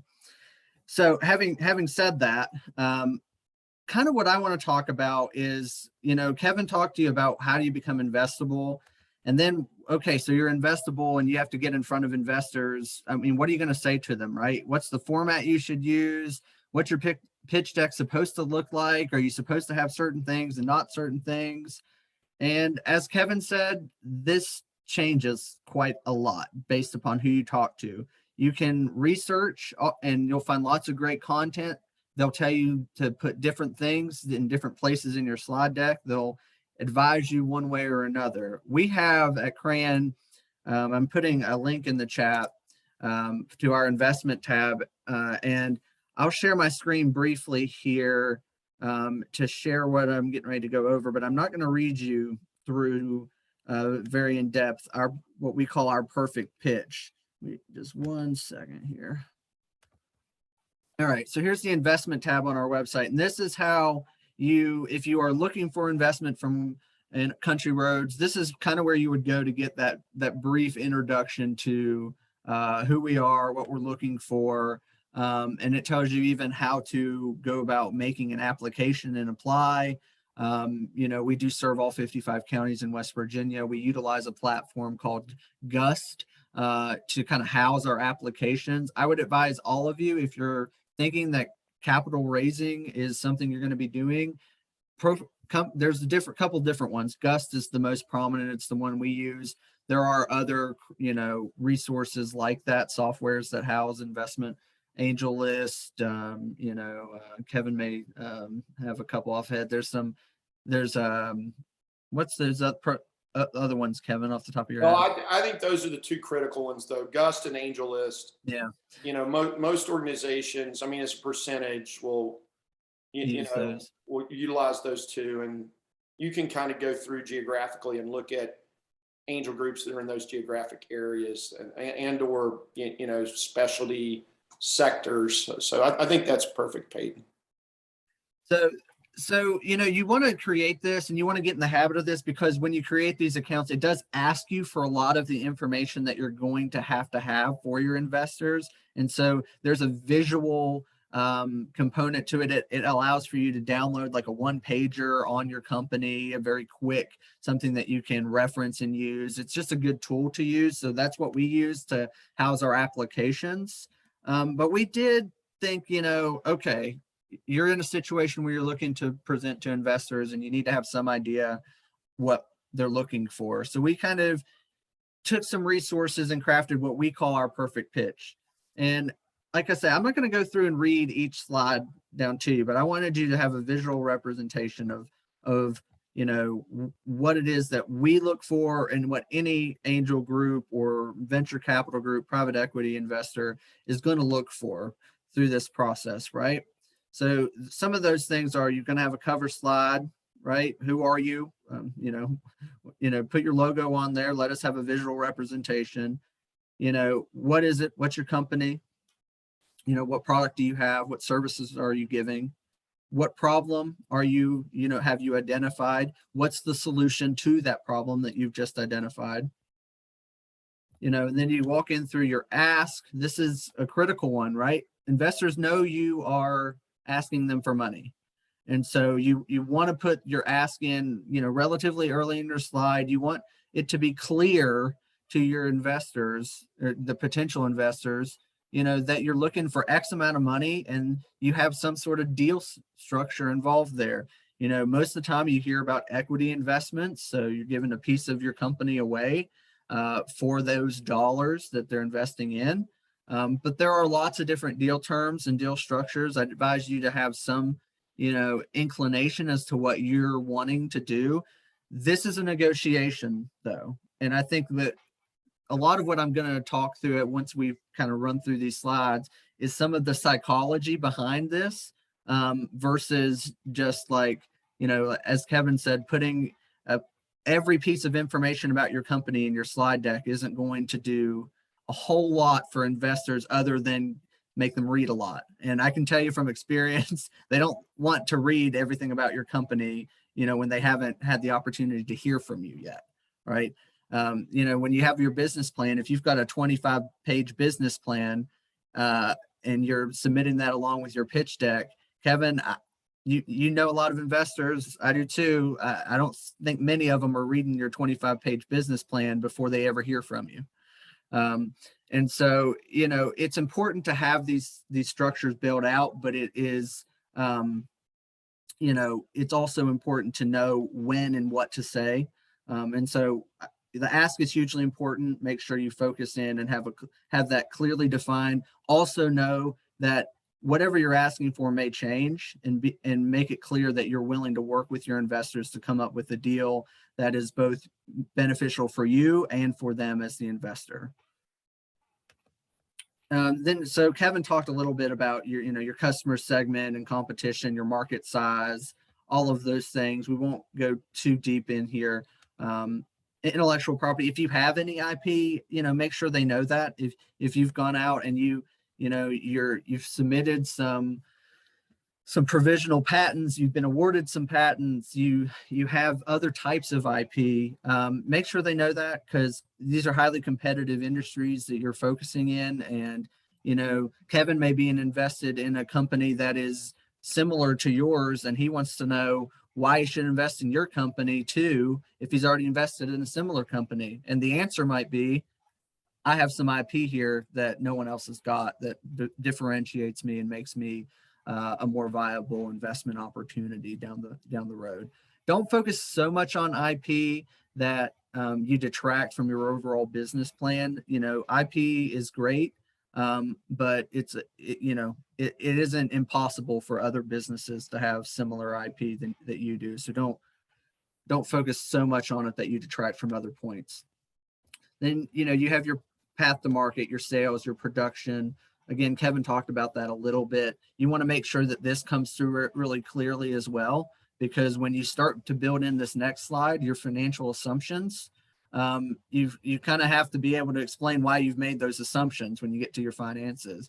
And you're going to base that off of, you know, your path to market, how your sales are going to, you know, track over the next, you know, couple of years, and how you're going to get to those finances. So make sure you understand your path to market well. Make sure you understand the barriers to entry to your market well. That's another thing that we, you know, see quite a lot is, you know, as Kevin mentioned in his talk, they'll come in and they'll say the market size is, you know, every bus in the world, right? Every school bus in the world, but they don't address or think about what barriers to entry they may have, you know, and that's a huge part of it. So you get to your financial assumptions, you know, they are assumptions for a lot of you at the stage you're at. If you are a business with, you know, long history of revenue, you know, you have a couple of years of sales behind you, you know, you need to make sure that you're including those things, but also that your assumptions are, you know, appropriate to sort of the level that you have historically shown. You want to show progress. You want to assume you're going to do well and make money. But you also need to be realistic. And if you haven't sold anything yet, you know, you'll hear investors say, you know, sometimes assumptions aren't worth the paper that they're printed on because you just don't know yet. But if you've done your diligence on your market and your path to market, your sales strategy, your marketing strategy, then some of these assumptions can be pretty close, and at least they're based in reality, which is the biggest thing here. You just want to prove that you know enough about your business and your industry that you can create reasonable financial assumptions, and investors know that those may change or not look at all like what you're presenting. They understand that. And so don't be fearful that, you know, they're going to challenge, you know, your financial assumptions later down the pike if they don't match up to what's on your pitch deck. That's really not what they're there for. And then Kevin talked a lot about the team here, and what he had said there is probably the biggest thing I hear from all of our investors in Crayon or stakeholders across the board is about your team. Be humble. I think that's one of the things that it's easy as you start to gain traction and success.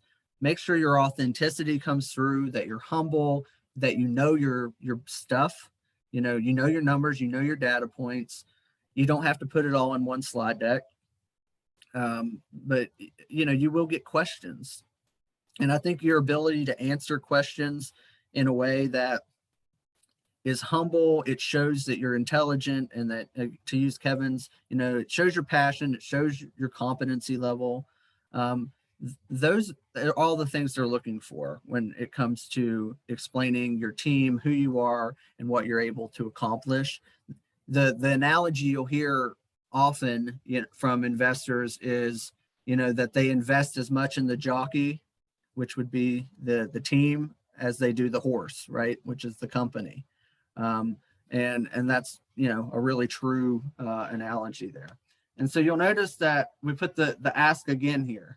The reason we do that is because you're going to say it up front, and then you're going to go into a lot of details about your company, and you're going to, you know, give a lot of information there.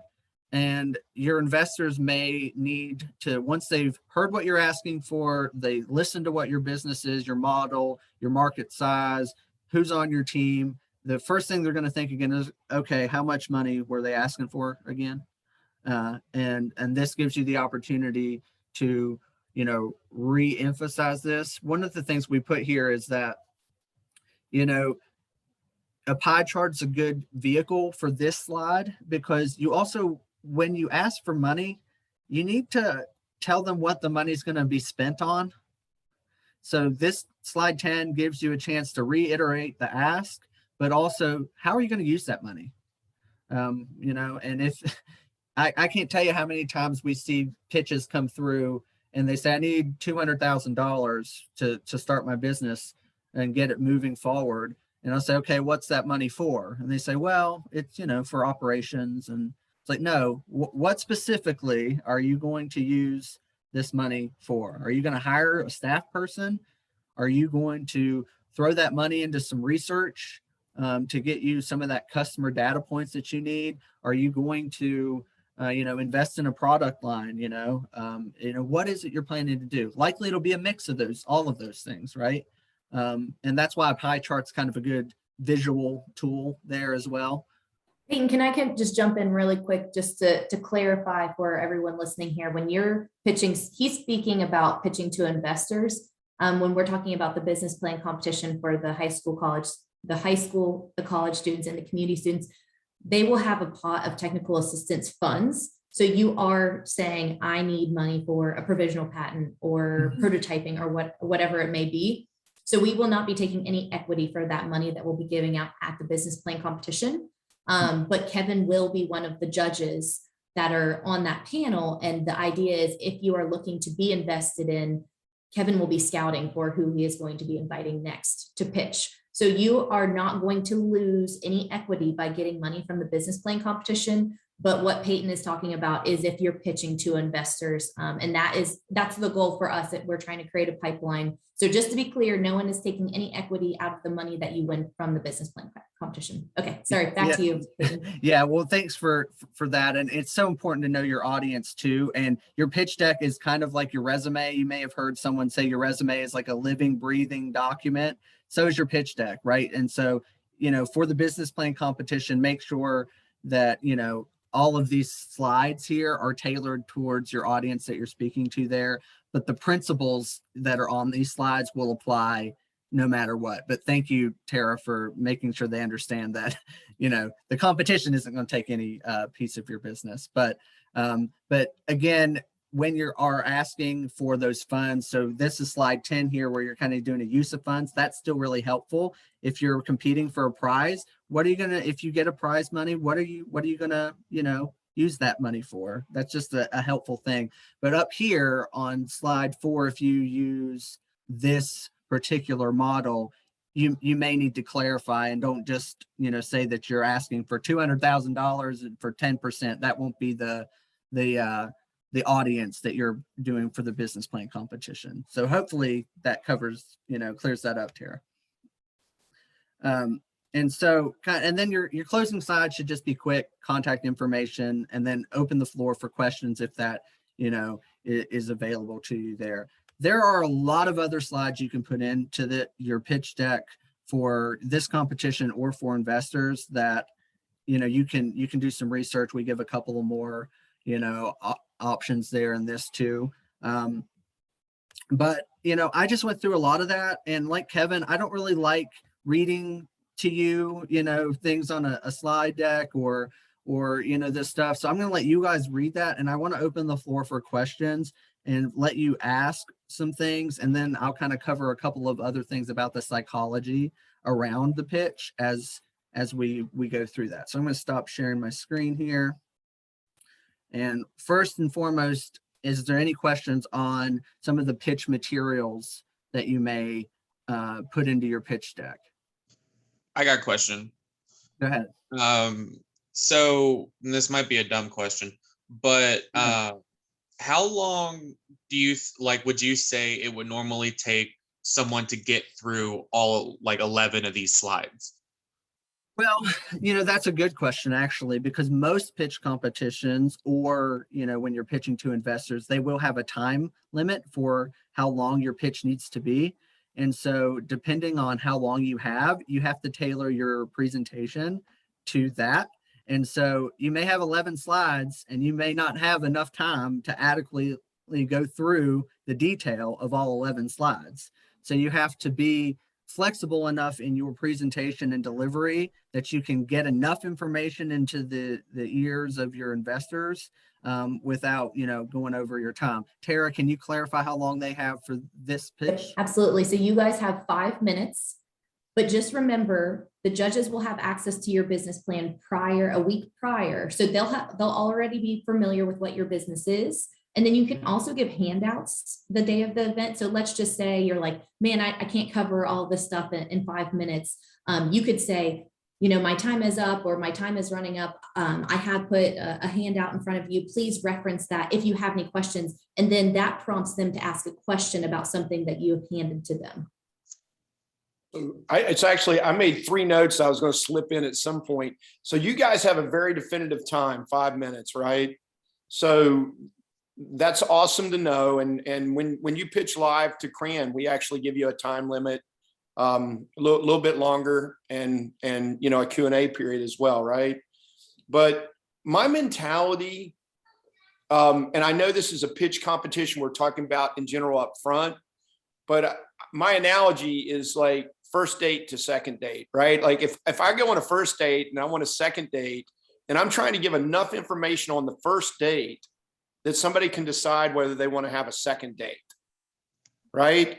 I don't want to tell them everything about me. If I start telling them about, you know, a bunch of baggage that really I don't want to tell maybe ever, or certainly not till we know each other a lot better, then I just bog everything down. So it'll help you with your slide, I think. And Peyton said he's going to talk psychology, but I look at it and I try to build these little things around my character. I have a tendency to talk too long.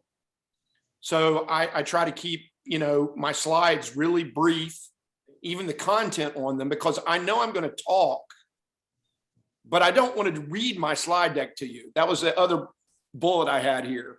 I don't want to read my slide deck to you. I'm kind of, you know, that's why I don't like having slides, to be candid with you, right? Because I go back to them like they're a crutch when I know what I want to say. So they're really just this thing that will provide that data. Does that make sense, Isaac?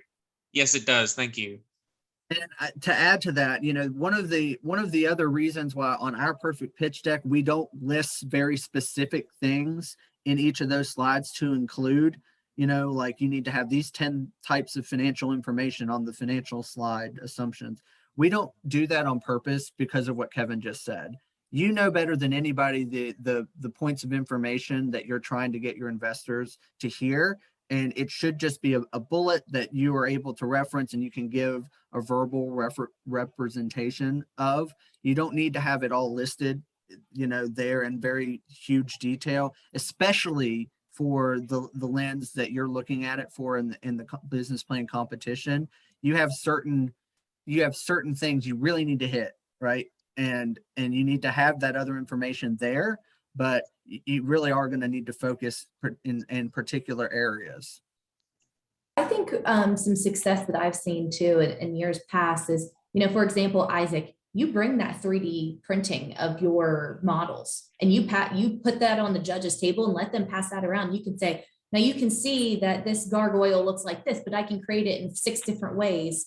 Avalon, you bring your patented technology of your material and you say to those judges as they're passing around, say, now when you pull that, I patented it because blah, blah, blah, blah, blah. So bring those tangible things and show the judges, here's what I've been working on, so they can see that and touch it. And then you only have 5 minutes, but there's also Q&A. So you are trying to prompt these judges to ask you questions. Yeah.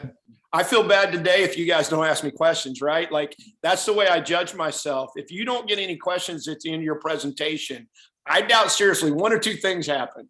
Either you totally disinterested people, right?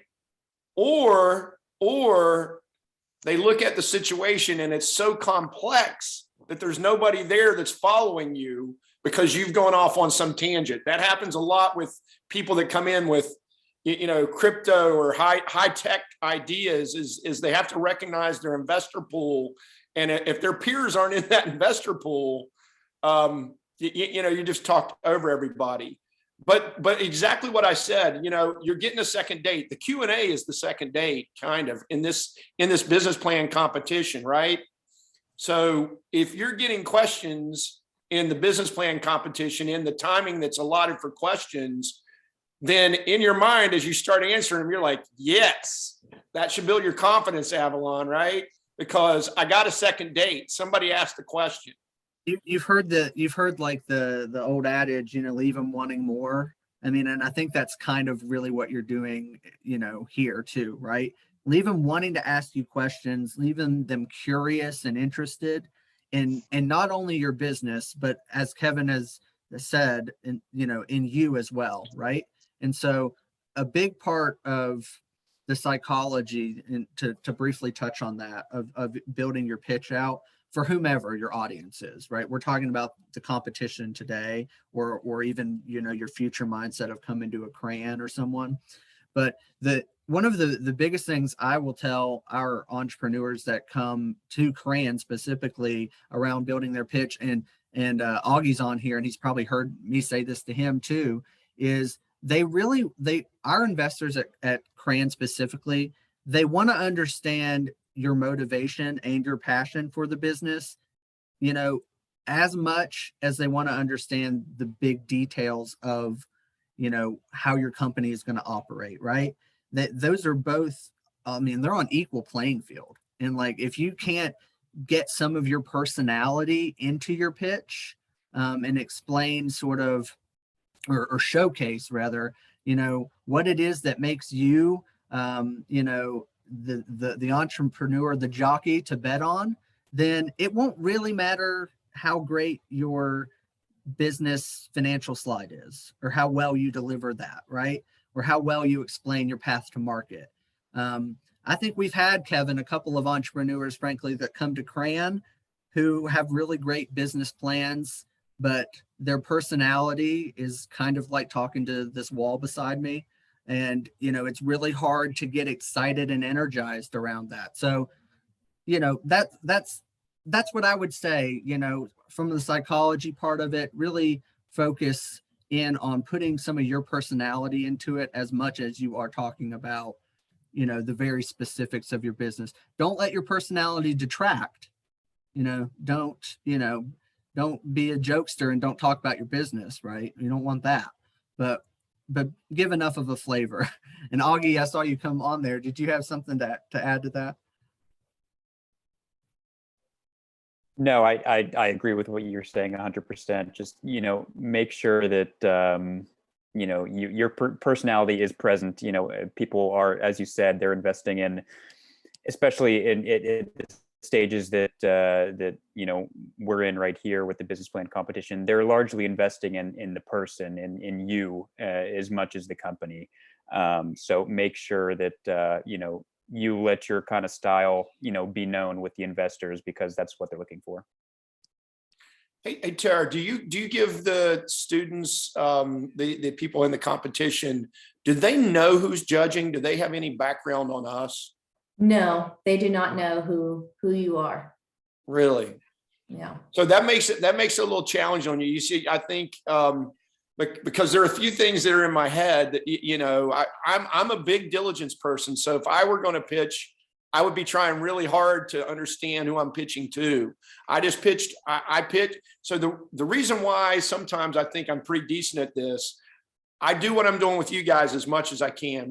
I love hanging with startups, people that have passion and that type of thing. But I'm running 2 or 3 companies. I'm trying to raise $5 million for one of my companies right now. And I just pitched to Linux Capital Partners.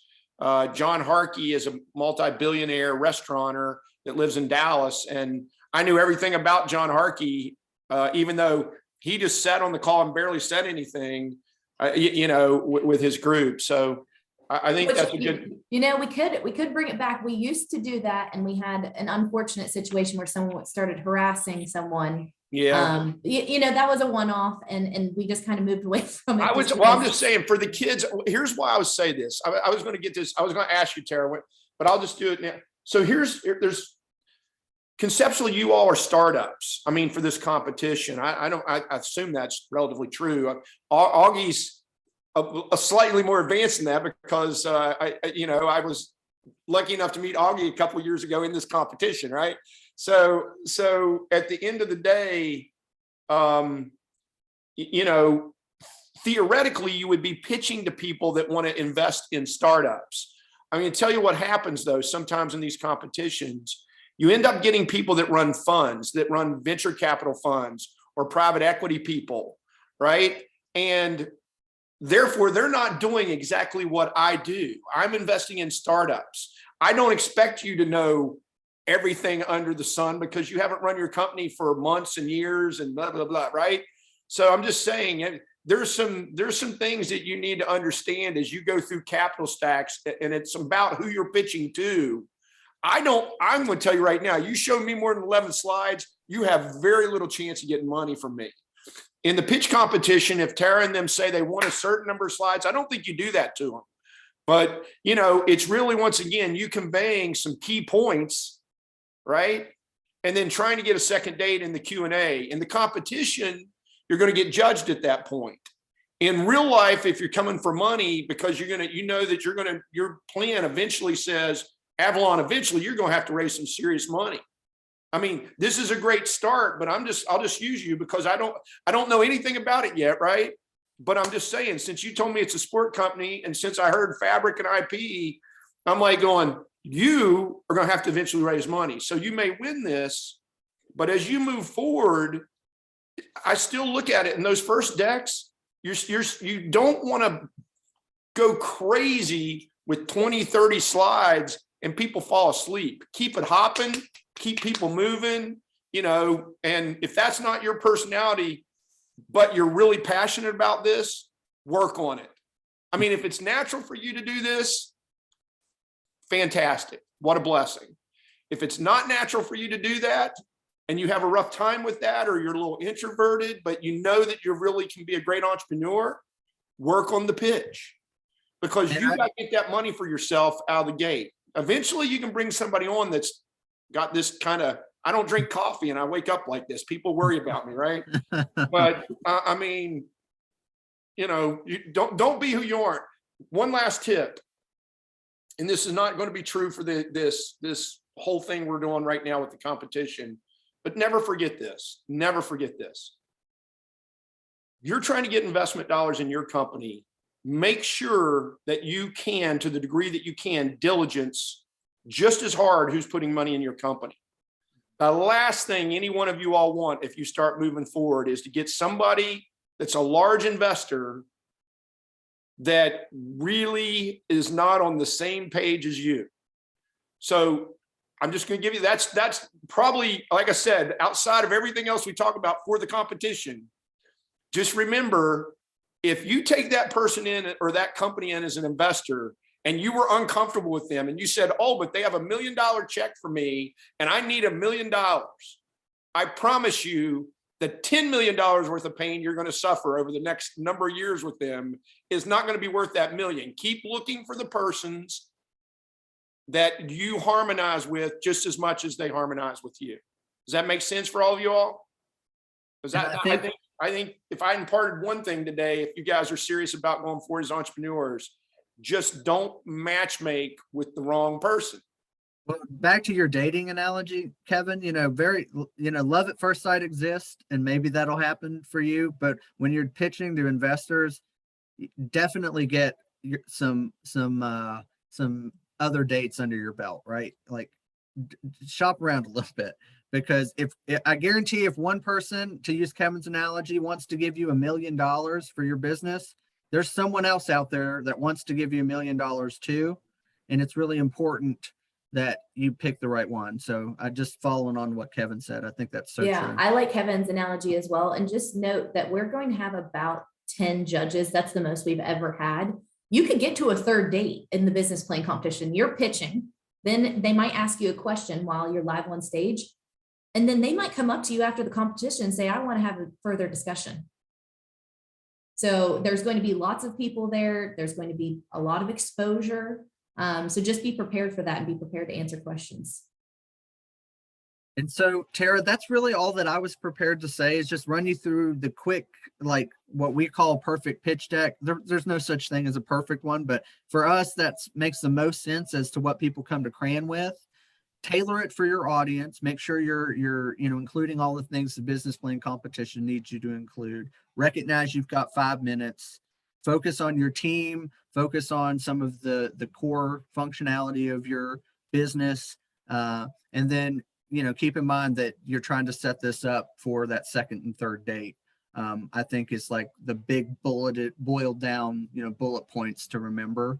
And if you have other questions about the pitch, or maybe you want to talk more about like pitching to private equity or things later, reach out to us. That's what we're here to do, is to help with that. And also, I don't think that we said this on the front end, Tara, but one of the things we really try to do at CRAN is, even if you're too early for our dollars and it's not a good investment necessarily at this stage for our investors, we really like to try to match you with an investor in our network that has some experience in your industry, or at least a similar industry, to just try to give you a little bit of some industry networking opportunities. And so keep that in mind as a resource. No matter how the competition goes, reach out to us, me or Kevin, and we'll attempt to do that. So that's kind of all I've got, Tara, unless you have anything else that you'd like for me to cover. Well, thank you guys for your expertise and your time. And I would invite you to join in. Augie's about to tell his story. So if you want to jump in at any point and talk, because there's a lot of connections with the business plan competitions in CRAN. So I'll turn it over to Augie, but if you guys want to jump in with any other comments, I really appreciate you guys being here and your expertise in this area. So Augie, Chico, I'm going to turn it over to you. Past business plan competition. At that time, we did winners. Now we don't necessarily have winners. Everyone is a winner for being a finalist. You're guaranteed a minimum of $1,000 in the college and the community competition, but hopefully you can get more. So I will let Augie kind of tell his story. Awesome. Yeah. Thanks for that introduction. As Tara said, my name's Augie, and I'm a past participant of the business plan competition. And I am the founder of Parthian Battery Solutions. And I'm going to share my screen real quick. Okay. So I guess just to get started, I'll give a little background on who we are and what it is we do. So Parthian Battery Solutions is a clean tech energy startup company that provides recertification services to lithium-ion batteries, after they've gone through their kind of first life cycle, so that they can be safely and effectively allocated to second use applications, extending their useful life, ensuring the most amount of value is extracted from them, and minimizing their environmental impact. And in parallel to this, we also manufacture low-cost energy storage systems, and we sell those to solar installers who incorporate them with their solar installations at people's homes and businesses. So kind of in short, what we do is we work with people like electric vehicle auto manufacturers to source our batteries, or to source the high quality batteries that we're getting that would otherwise just have been disposed of. And we find new uses for them through our energy storage systems. And kind of just giving a little bit of a taste of what it is that we do. I've got some pictures down below. The first one on the left is us disassembling an electric vehicle battery pack. And then on the right, that's us posing with one of our little small residential battery units. Before we go any further, I just want to extend a congratulations to you guys for being here. This is really no small feat.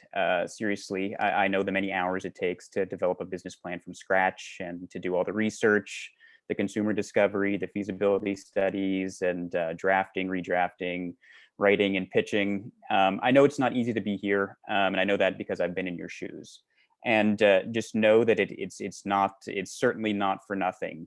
Participating in this competition is really one of the best decisions that you guys can make for yourself, because it was one of the best decisions that I made for myself. Building a company was always a dream of mine. And I had the idea for Parthian, for this company, back when I was in high school. But I never took any action to actually pursue it, just because I thought that it was too much of a task. It was too big of an undertaking for someone like myself to pursue. I went to school at WVU, and I studied finance and I had so I don't have any sort of engineering background or technical expertise, which is needed to get something like this off the ground.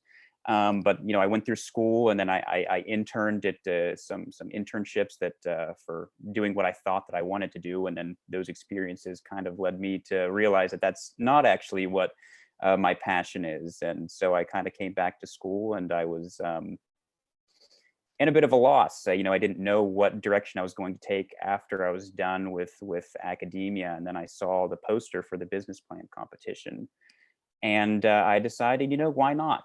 Why not give this a shot? We'll see what happens. Maybe this will lead to something that I'll be able to actually pursue what it is that I want to do. Or worst case scenario, it's something that I can put on a resume, and maybe I'll get a better job offer out of it. The business plan competition, it guided me to develop actionable steps to make this, what I thought a far-fetched idea, actually something that's feasible, something that I can do. Starting at the beginning with the business model canvas, you start to get all these different components and piece them together, and you start to realize what it takes to actually build this into a company. And you realize, oh well, I'm going to need assistance in doing this, but I now know what steps need to be taken to pursue this. And we took that, and we had some success with the competition, and then things kind of just snowballed from there to be where we are today. Today we're now working with one of the largest electric vehicle manufacturers in the world to help them responsibly retire their electric vehicle batteries responsibly. And we work with a number of solar installers throughout, Appalachia and the Mid-Atlantic region, selling our hardware. And we got to this point because of the business plan competition. It doesn't really matter your work ethic or your expertise in a particular field. Building a company takes a team. You can't do it by yourself. It takes a lot of support, and you will need that support almost every step of the way, from mentors to investors or key partners. You'll need them to get to where you need to go. Now and into the final rounds of this competition, you'll be able to meet and network and get plugged in with an entrepreneurship network to help you support you in achieving your goals. And you'll soon find that West Virginia and in the Appalachian region as a whole, they're teaming with individuals and institutions that want to see you succeed. They want these homegrown success stories to take root here in this region, and they're more than willing to provide the support that's needed for you to make it happen.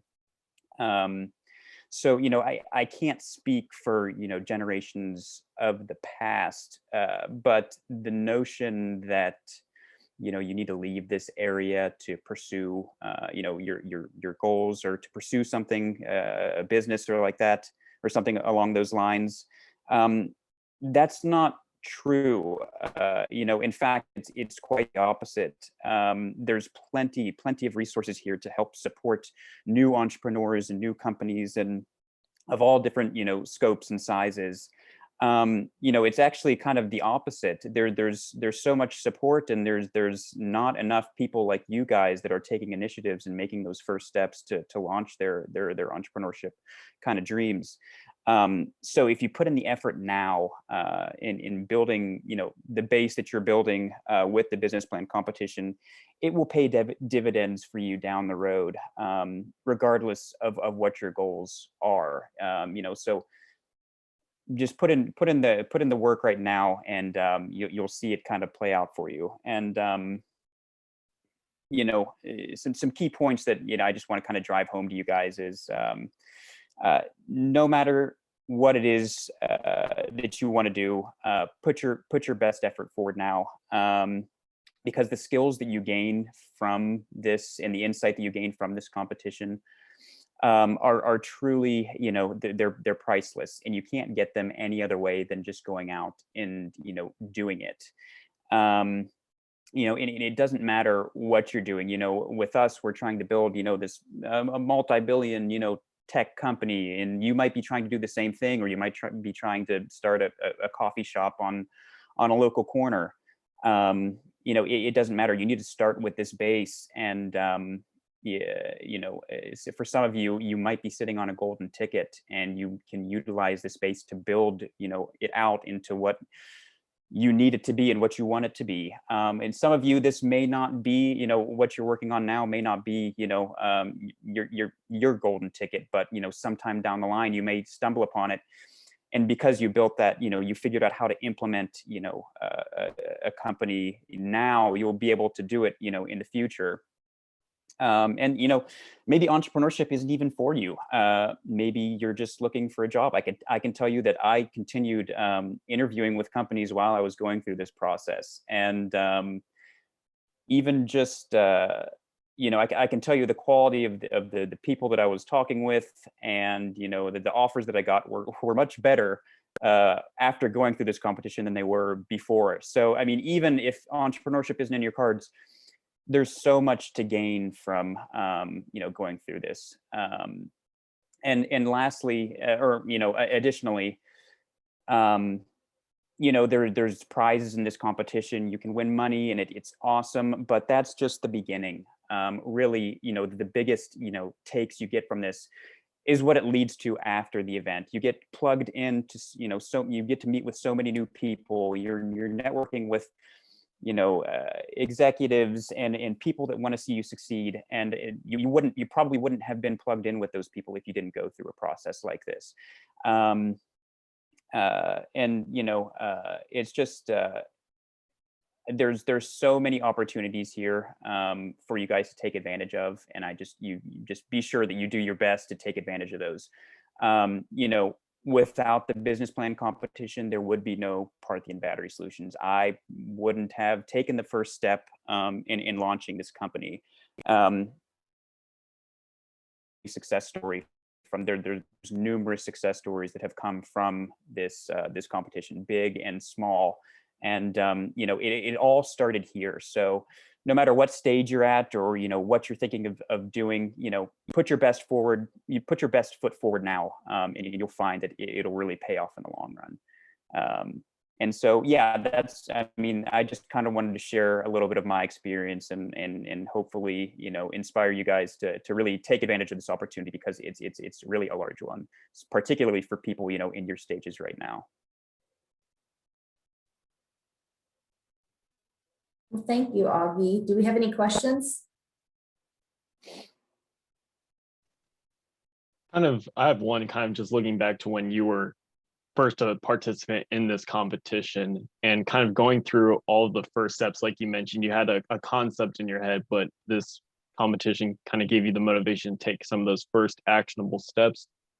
What was some of the work that you did up front for this competition that really led to probably the biggest value once you continue to move your business forward kind of into your full-time role?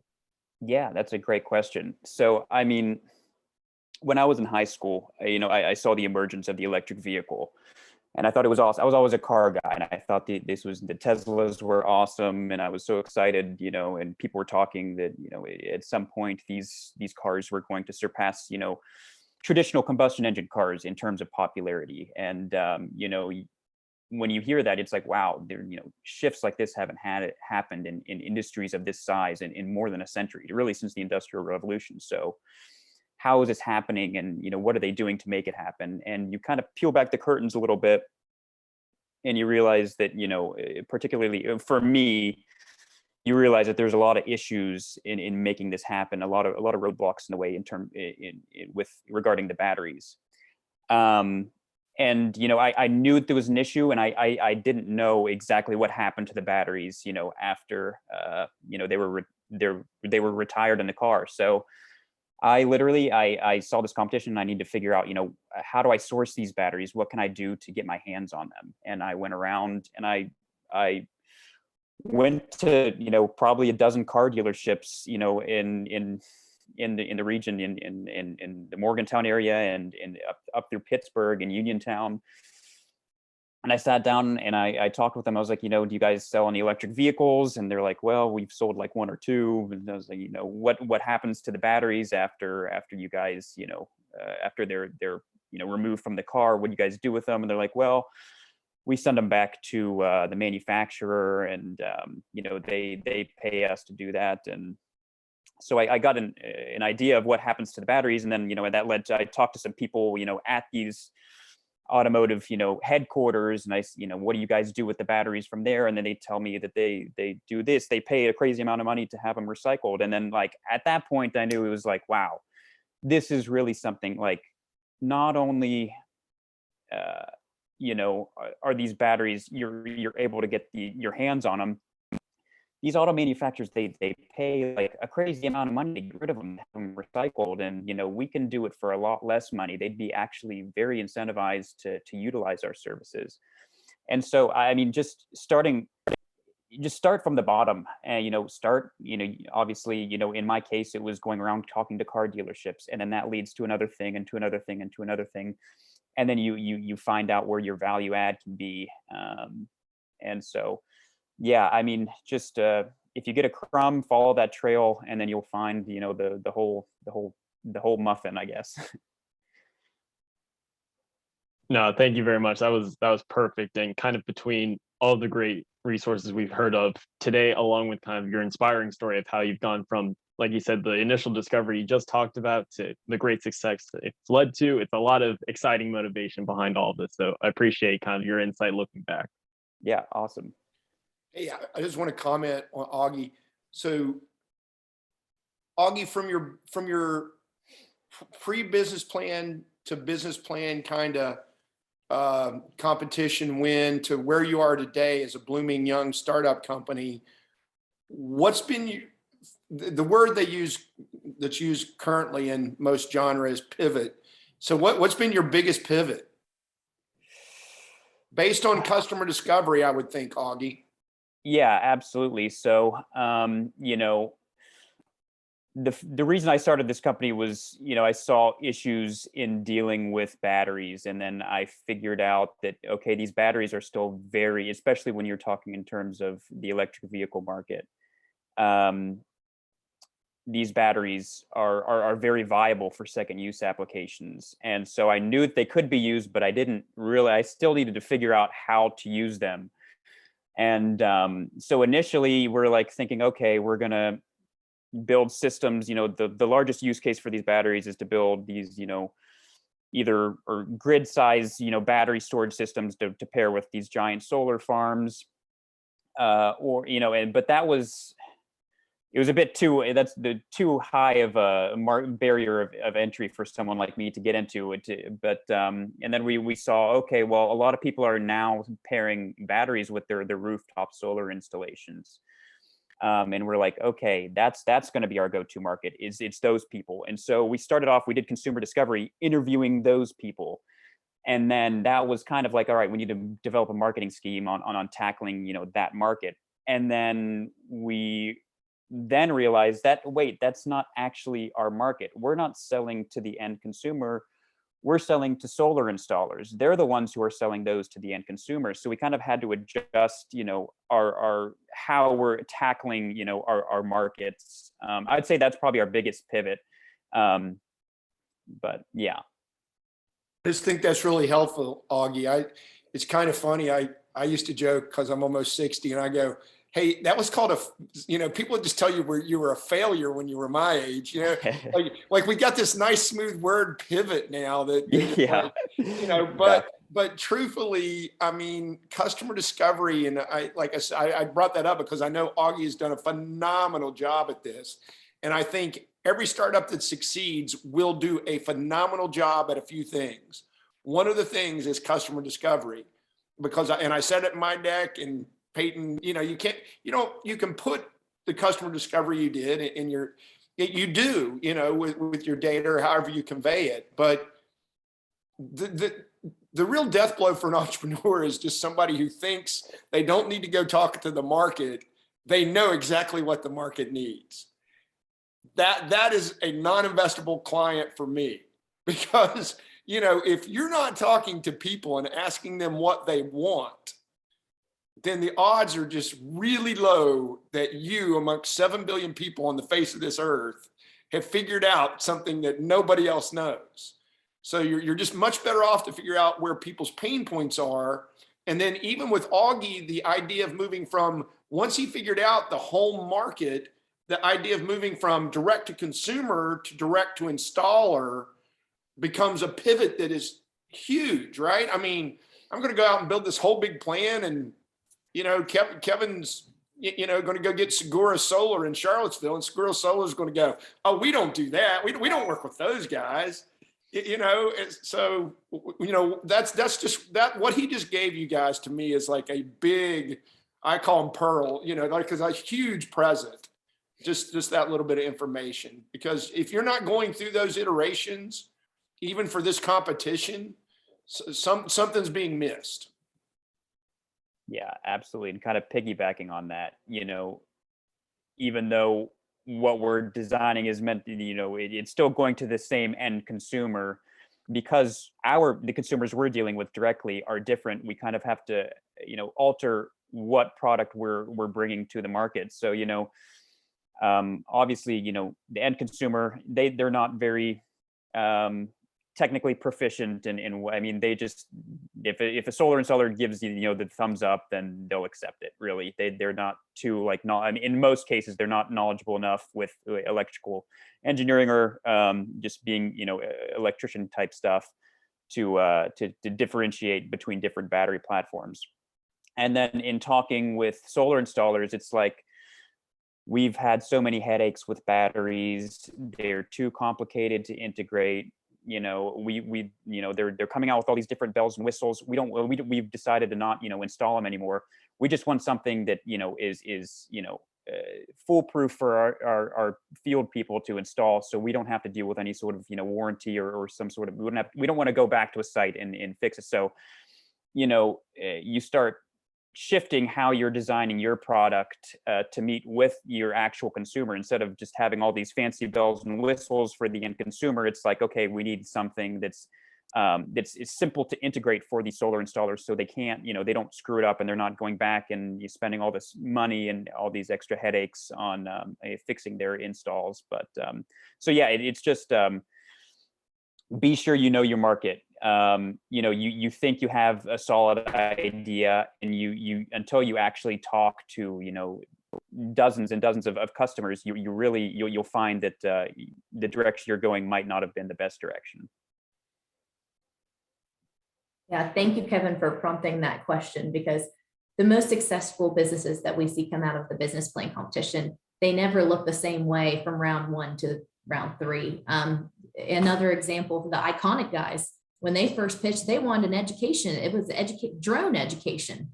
That's not what they're doing now, but they went through the process and they interviewed their customers and they realized, skirt, like, we're not going the right direction. And they pivoted, and now they're very successful. So I think that's the point. Yeah, you guys should know the company that Tara just, you know, referenced, Augie, I think they were the year before you. I feel like Colin James were, they're raising $5 million on a $35 million valuation for their company now. And that's a company that emanated out of the West Virginia Collegiate Business Plan competition. And they're coming back this year. Kyle will be speaking at the Entrepreneurship Ecosystem on Tuesday. Phenomenal. And I invited him to come on Wednesday. So you guys will get to meet Kyle and maybe James and Augie. I hope that you can come down. Oh, you will be. Actually, Augie will be in town. Augie's definitely going to be in town. Okay, yeah. So you guys will get to meet some of the alums. Augie is a great reference too. You guys have some really great people who've come before you that really are doing a lot of things the right way to make their companies successful. I mean, they have a lot of passion. So. Well, thank you guys so much for being here. Are there any other questions before we close it down? I have a question. Just about the format and judgment. So the judges will get our business plans the week before, right? But I vaguely remember you saying that that's not a point scale, or like, I'm just asking really how you win. Yeah, so there are no winners or losers in this competition. Like, back in the day, it used to be there was a $10,000 prize, but now we have a $50,000 pot of money.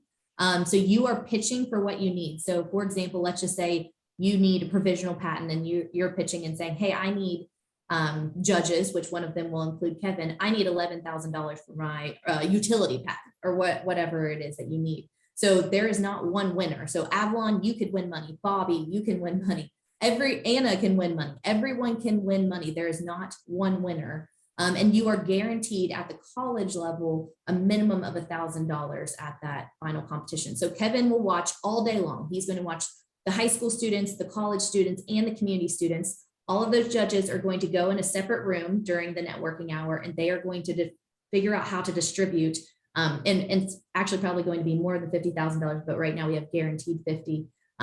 Distribute, where is that money going? So what you pitch for is what you're asking for. So be realistic. You are not sitting in front of Kevin saying, I need $200,000. If you want investment, you can say, I am open to investment. We will have 2 members of the CRAN board in the judging panel. So the idea is if you are looking for investment, you're trying to get an invite to pitch in front of the CRAN board. But this competition, the business plan competition specifically, you're pitching for funds that we will not be taking equity out of. Does that clarify? Yes, that does. So there's no scoring rubric. So you are not going for the rubric. You are writing a business plan and you are pitching. But when Kevin reads that business plan, he's not sitting there scoring it. He can write comments back to you through Venture Dash, but he's not going to say this was a 5 and this was a 4. There's no scoring rubric in the final round. Okay. So it's more just like how we're connecting with the judges that will allow our funding. Yeah. So if you just need to decide what you need to pitch for. So you need to say, I need X dollars for this. And you're going to pitch, hey, judges, I need X dollars for this. And if I think that you had a question about you don't have your provisional patent yet. It hasn't gone through. Right. So you were worried about proprietary information. So you can put that in your business plan because the judges are going to be signing confidentiality agreements. So you can always make reference in my business plan, in section, whatever, we are filing for our provisional patent and here's some more information. But in your pitch, and you only have 5 minutes, you're saying, hey, I need X dollars to do this. Okay, cool. And then you want that PowerPoint presentation staple? You can do, that's up to you. You can do a PowerPoint presentation. Yeah, you'll get 5 minutes. Okay, so I get 5 minutes and I can do whatever whatever you want. If you want to have a fashion show with your stuff. I have so many ideas. I was like, okay, I just need boundaries. Yes. Okay, thank you. I do think that Tara gave you a roadmap and Peyton did too. Even in this competition, and maybe especially for this competition, to be candid with you, right? You've won a little bit of money, but what is it? What is the next thing you need to do? So you need to have that map, right? Peyton called it a pie chart, however you want to do it, but use of proceeds. How much money do you need from where you're at right now to get to a next step? Right? So if you need to file your patents and you don't have enough money, Avalon, and you know that you've investigated this and you need $5,000 to file your patents, then you should be asking for $5,000. You follow me? Right? I mean, if Isaac needs another, what are those cool 3D printers, that cost $22,000, then Isaac should be saying, I need $22,000 to get a 3D printer because that's the next step in my pathway. Here's my overall pie of what I need to get to commercialization or whatever that is. But as Augie would tell you, there are inflection points along the way to that. You're going to make spins, financial spins, to create prototypes or to get patents or to set up your website or whatever it is, depending upon where you're going.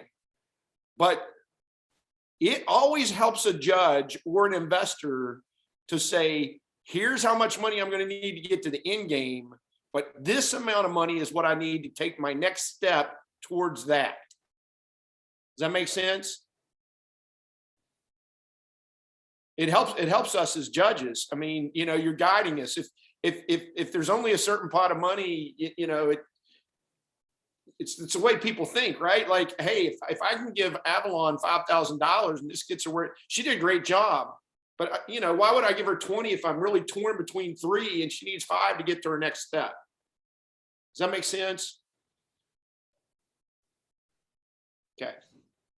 Yeah, we're really trying to create a pipeline. Oh, sorry, go ahead, Avalon. Is the number like a hard number? If I ask for like a higher number and the judges is only like, well, like we really like your idea, but we can only give you a lower number. Can that happen too? Or is it just like the number I asked for, it's either they take that or don't? Right. Yeah. Okay. Yeah. So I would ask for a higher number. And we've also seen, so I'm currently fundraising, and I can tell you we have a minimum of 50,000 right now. It's going to be more. I just can't officially announce that. But I've also seen people, I mean, Kevin, you were probably there when Greg Burton stood up and said, I'm writing you a $10,000 check right now. You know, you might have that. Yeah, Greg, you know, there's, like I said, I mean, Country Roads is a group of people. So we talk to Tara and everybody in the state constantly. You know, we're looking to support the best ideas. I mean, we want to make return on our investments, but we also want to see West Virginians stay in West Virginia and keep their companies there, right? And Augie knows this. We've talked to Augie a lot. I mean, Augie could, but at the end of the day, again, I think there's a lot of good things going on here. I think the one thing I didn't do up front is say congratulations to all of you all for getting this far, because your peer group, the people that are ahead of you all, they're doing some pretty cool things with their companies. And so, you know, when I look at this group after 6, 7, 8 years of this, Tara, when I look at this group every year, I think in my mind, you know what, there's going to be 2 or 3 of these folks that take that company and turn it into, you know, an income stream for themselves, jobs for other West Virginians, you know, another company, another feather in the cap of keeping kids at home. Because I couldn't stay at home. The entrepreneurial environment wasn't there when I was that age. And that's what this is all about for me. That's why we're doing this. I mean, if you want to leave West Virginia, you know, that's great, but Cran's only going to invest in companies that want to keep contact with West Virginia, because that's what we set it up for, right? Yeah. And we're so appreciative of that, Kevin.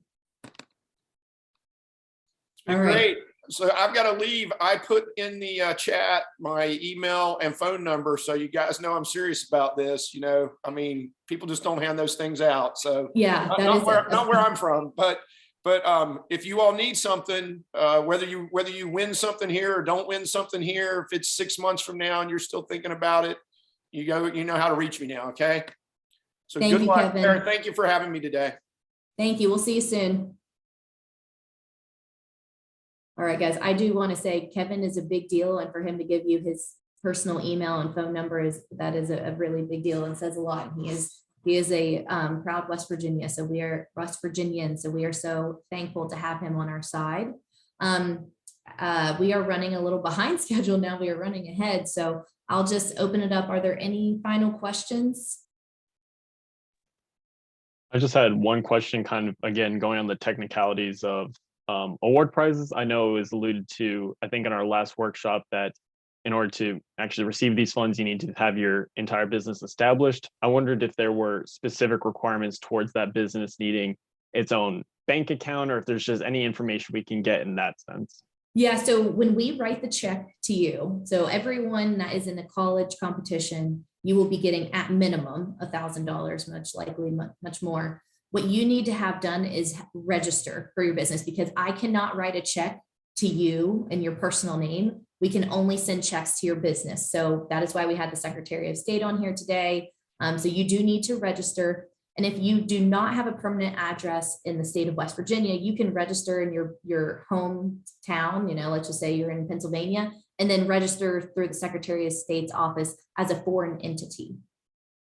Okay, and you have a year to get that done. So I know that things don't happen overnight, and you might still be trying to decide if you're going to have an LLC versus corporation.